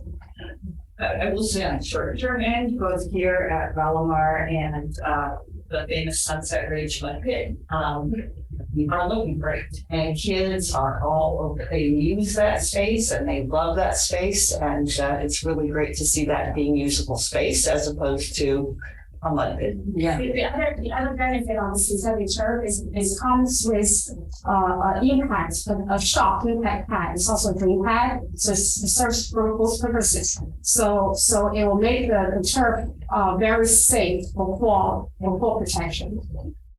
There's like a gopher. Yeah, really. Great. Because right there, that's a great download and then. That's tested for shock rates. Yeah, it's also prevent. And also part of the our RFP is we're asking the turf company to propose their 8-year maintenance contract, because maintenance is a huge concern from the community. And it looks like, I received the cost is quite reasonable actually for 8-year maintenance contract. Glad to hear that. Chair notice how theirs, I think at least 10 years, maybe 15, was there any contact with them as to like what compare personal contact in the years since they can be past that 8-year maintenance? Yeah, so we're asking the truck company, they have their own crew because they installed it, they know about their product, so want them to maintain their own field for 8 years. So that's kind of putting a responsibility on them, you know, not just install it and go, you're supposed to maintain it for 8 years. And after 8 years, I mean, we'll talk about it. Okay, so I think we'll take like a 5-minute break for the board and then. Plan on a month time. Okay, we got a request for it, just take it very slowly. The next 2 items are sleeping items, so sleep if you don't mind it waiting. And you might turning off the sound and we. Yeah. Perfect, so just like a 5-minute break.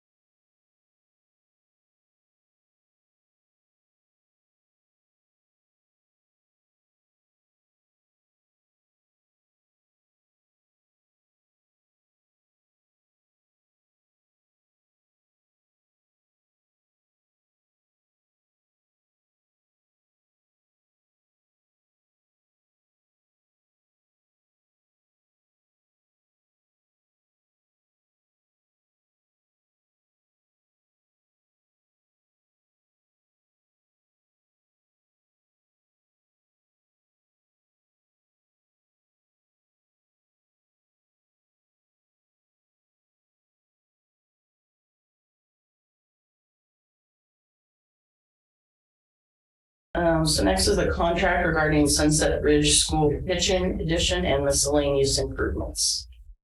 Thank you. Again, we're asking the board to authorize us to enter into a contract with the lowest responsible bidder for the Sunset Ridge School Kitchen Addition and miscellaneous improvements.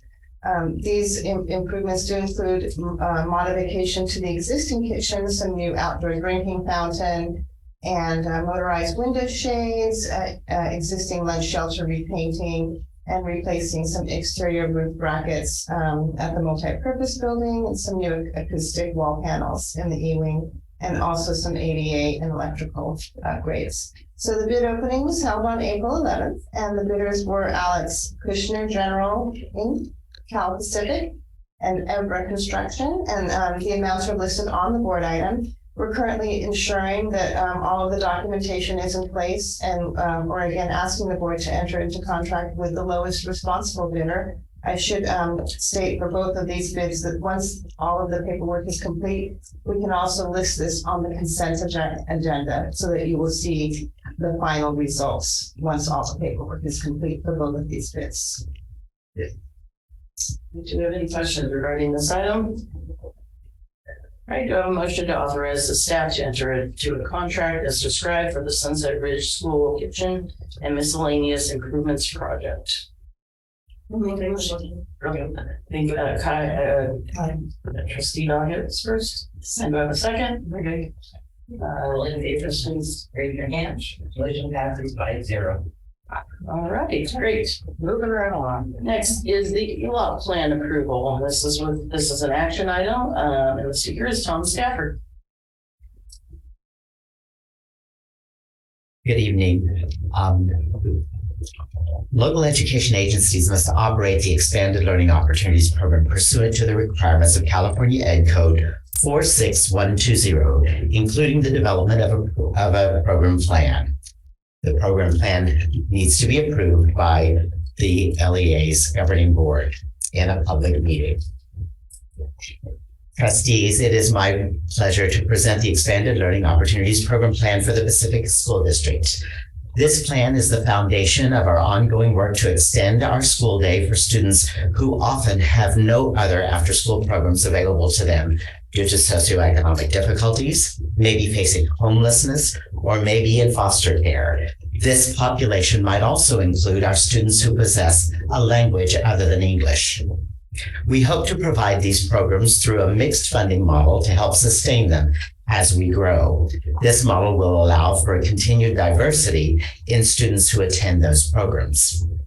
Our first plan includes the upcoming summer program offered by EDMO, and we are building on our strong relationship with community partners such as Boys and Girls Club. I'm also beginning conversations with other community partners in our city to ensure that we can begin our after-school program in the fall with our youngest students, TK and K students, in a timely manner so that they are given full access to our extended learning programs. This is a plan that may change over the course of the next 3 years, and we will update the board on this approved plan as these changes happen. And we create a solid, sustainable program. I'm asking the board to approve this plan with all of this in mind in accordance with California Ed Code requirements. Following your approval, I will ensure posting of this plan on the district's website in accordance with these same requirements. Are there any questions? Comment. I'm really excited about this. This is great that we can offer this, and so thank you for all your work. You want to give a quick update on the enrollments in our summer ELOP program? Yes, so I spoke with the folks at EDMO right now, and they are sure of enrollment of 150 in the first, 150 students in the first session, about 145 in the second session, and about 120 in the third session. However, they're going to reach out again to all of those families who sent information to me, and I called all 500 families in a week to make sure that they knew of the program, could sign up for the program. I signed them up personally if they called me back on the phone and wanted to be a part of it. So I've gotten yeses and nos from every family that would qualify for this program for free. It looks like we will be right at capacity, which is around 350 students in all three sessions. So do you have any, I don't want to say regular, but yes, we have. So when I was finished with all my calls, I was right at around 270, 275 students going. So that opens up the remaining amount. We are going to keep some wiggle room because there have been some who've come on board since then. But the remaining amount for the paying public at the $700 per session week, and 2 weeks for $700 of 9 hours a day, I hear is a real bargain from folks of mine who, that friends of mine who have kids and have had them in summer camps before. So, and remembering that we have some of all students who fall in the unduplicated category and for free. Then we have some reduced rate for $300 for 2 weeks, which is highly reduced. $350. Okay. And then the remaining stuff are at full price. And then with our fall programs, I'm talking with folks right now. I'm trying to put those together because we want a program at each school so that those kids can go directly from class into a program in the afternoons. And that's the reason I'm really working primarily right now to think of those kids who get up 12:30 or 1:30 in the afternoon, because I've got to have a place for them to go. And I want to make sure that they have a place to go. My littles need to have a good, safe place. And the mixed funding model is also going to be an important piece of the program. Yeah, I'm glad to hear you saying that to address the younger groups, because that has always been, and kind of leads to the congregating we were talking about earlier. The students just sort of are floundering, or or the parents come and sit and wait while the older kids are coming. So I'm really glad to hear that you're addressing that and thinking about that. So yeah, thank you. I remember that as a principal at Cabrillo and how I worried about those littles out there waiting for the older sibling to get off school or whatever. So finding a safe place is important.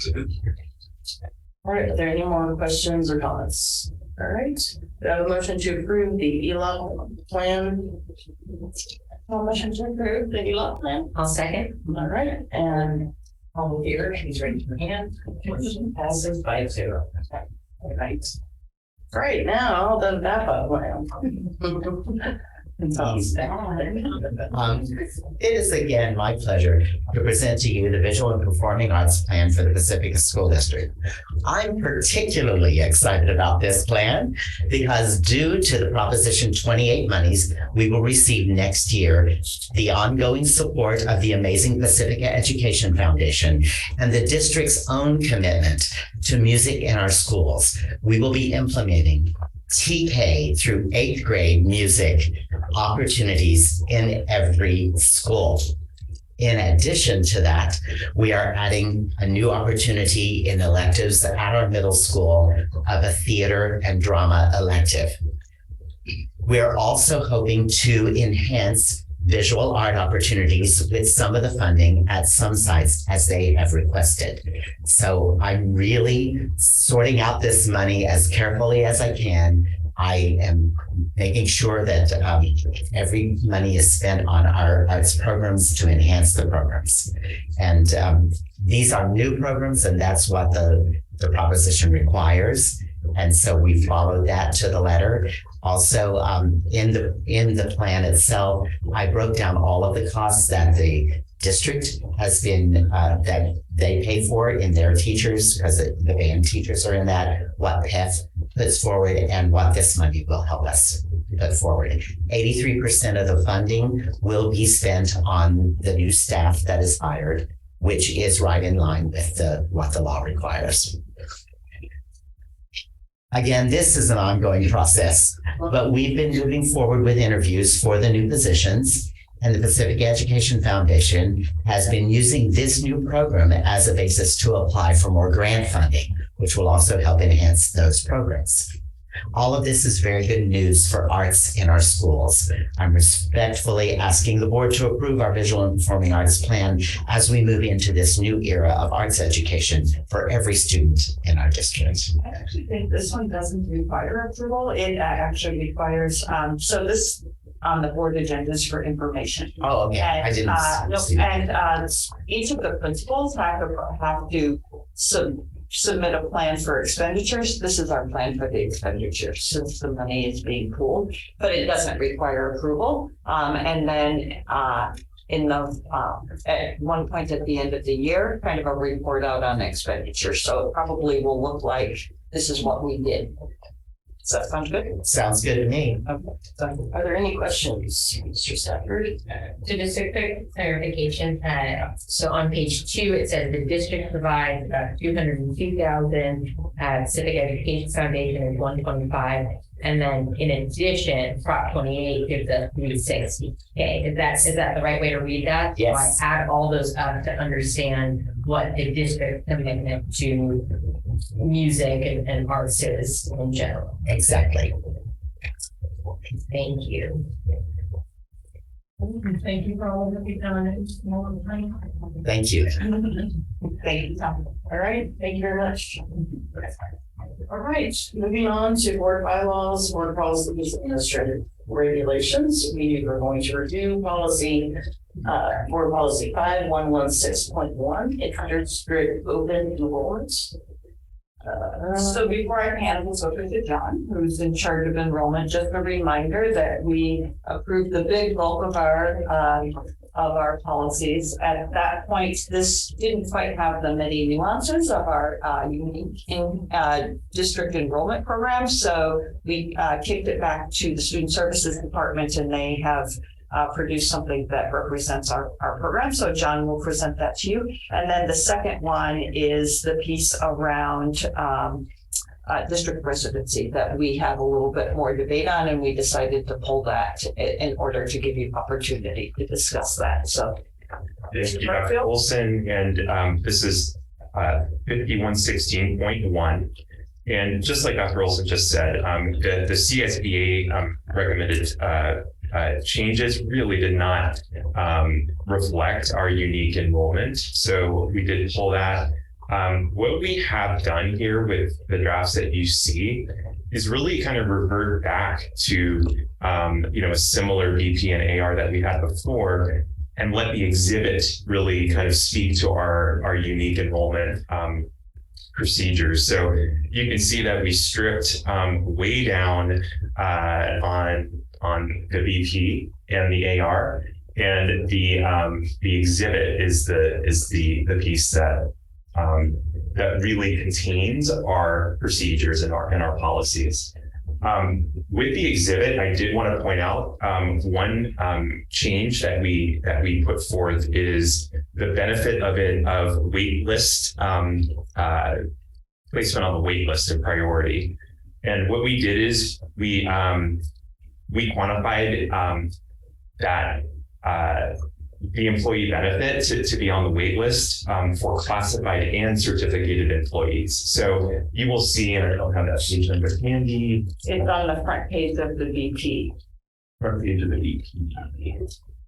It says, any student of a full-time PSD employee at least 0.625 FTE for classified staff and 0.75 FTE for certificated. Right. And so for classified staff, well, most classified positions are considered 8 hours. Of 5 hours of employment hits that 0.625.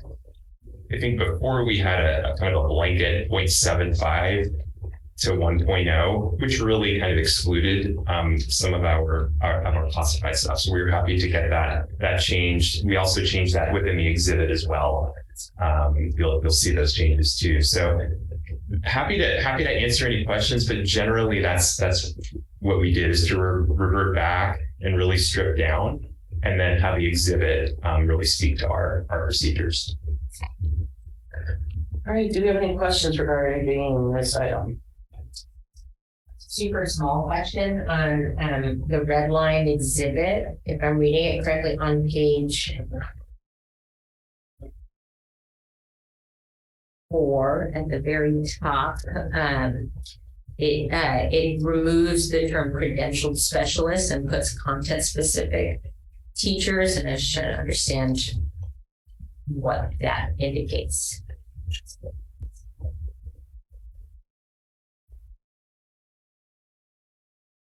The only thing that I can think of is that in this district, previous specialists were what was considered teachers on special assignments. So there was a math specialist, there was a language arts specialist, and I think that was just changed to clarify that language, meaning content specific. So teachers with math credential or math teachers.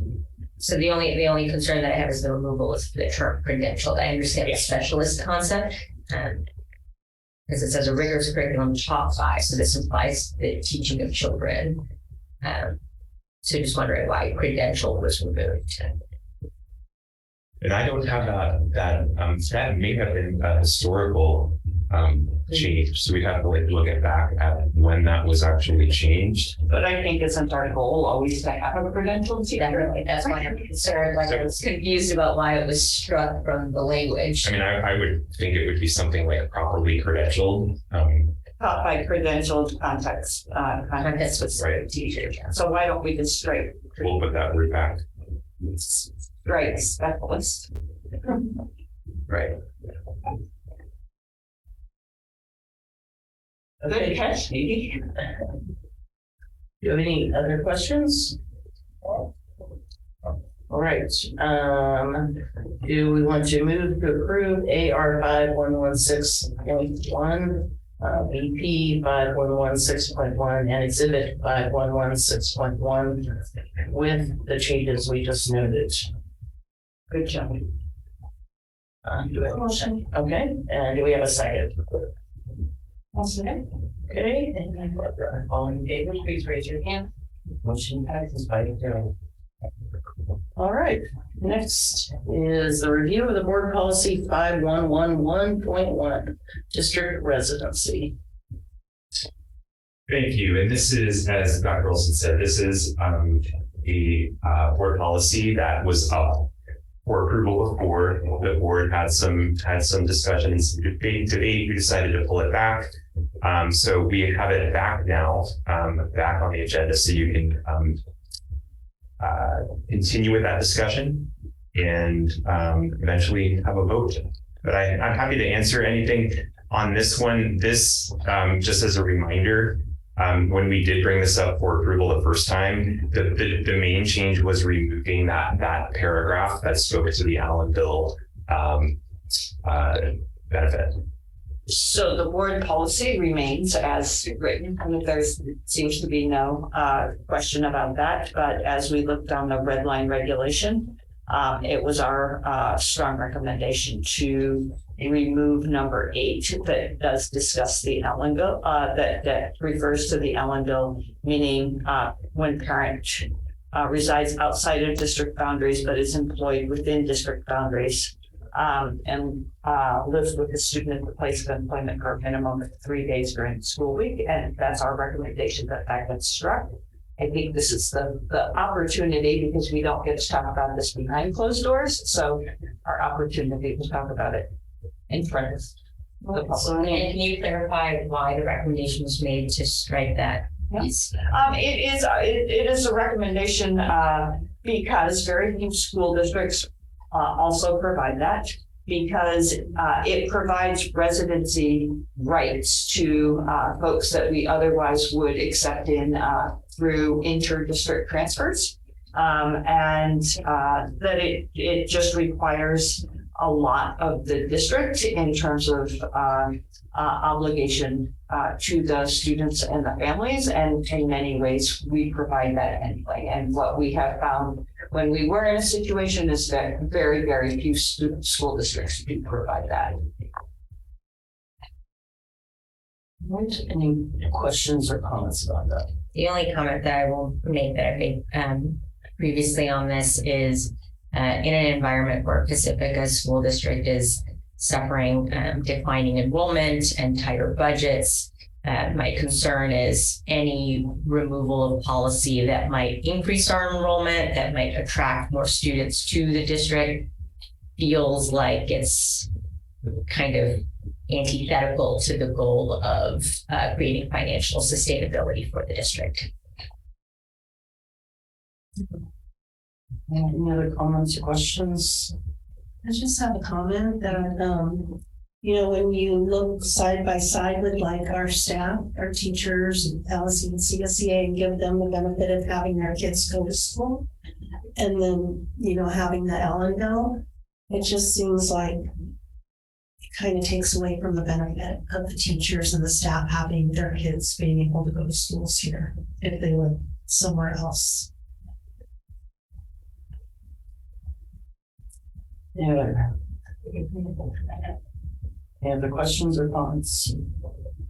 All right, do you have a motion to approve the policy 5111.1 as recommended, and approving regulation 5111.1 as revised?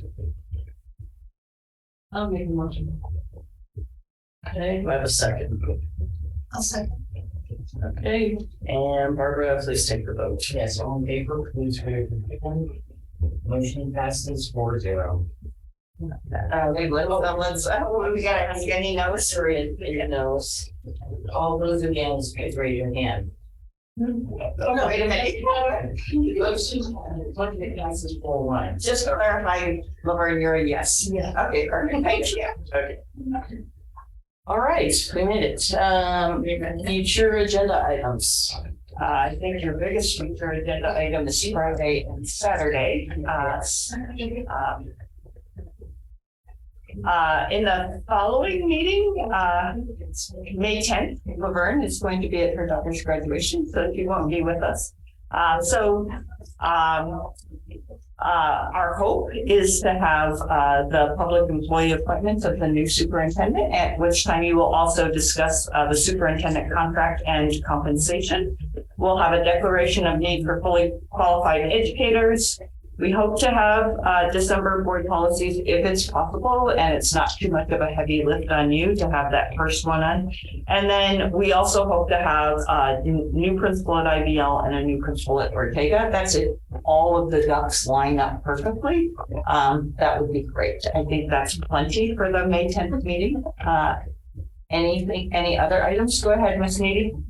So in speaking with a couple of parents, I think it would be helpful in every board meeting to have some content to just dive deeper and understand the teaching and learning practices of the district. You know, our number one goal here is actually not district business. It's supporting the academic achievement of all of our students. And so the topic could be different, but just keeping that a regular drumbeat in every single board meeting, I think increases transparency. A lot of parents, including myself, we don't really know what's going on in the classroom, and we don't have a lot of, unless you're actively talking to teachers, it's hard to kind of really understand.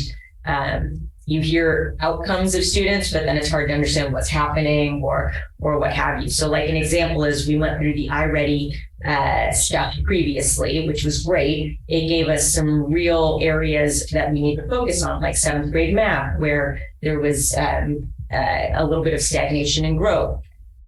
That could be a great follow-up item. Like what are the next steps that the district is taking around supporting 7th grade math? And how is that being rolled out? Just more kind of a drumbeat on that somehow, I think would be really helpful to include. Okay. Yeah.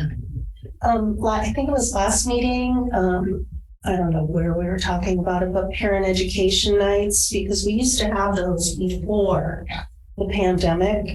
You know, now it's non-existent.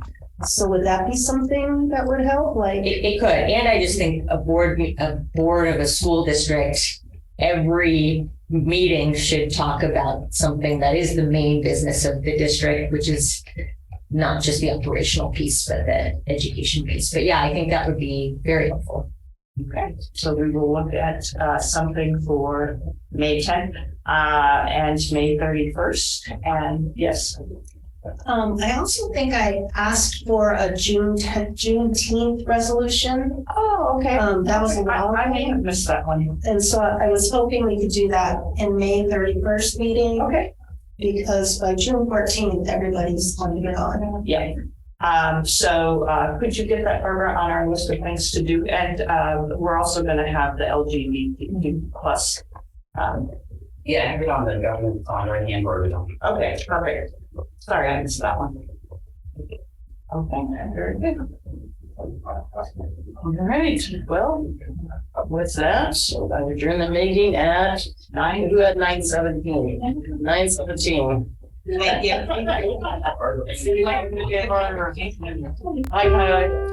Bye. Thank you.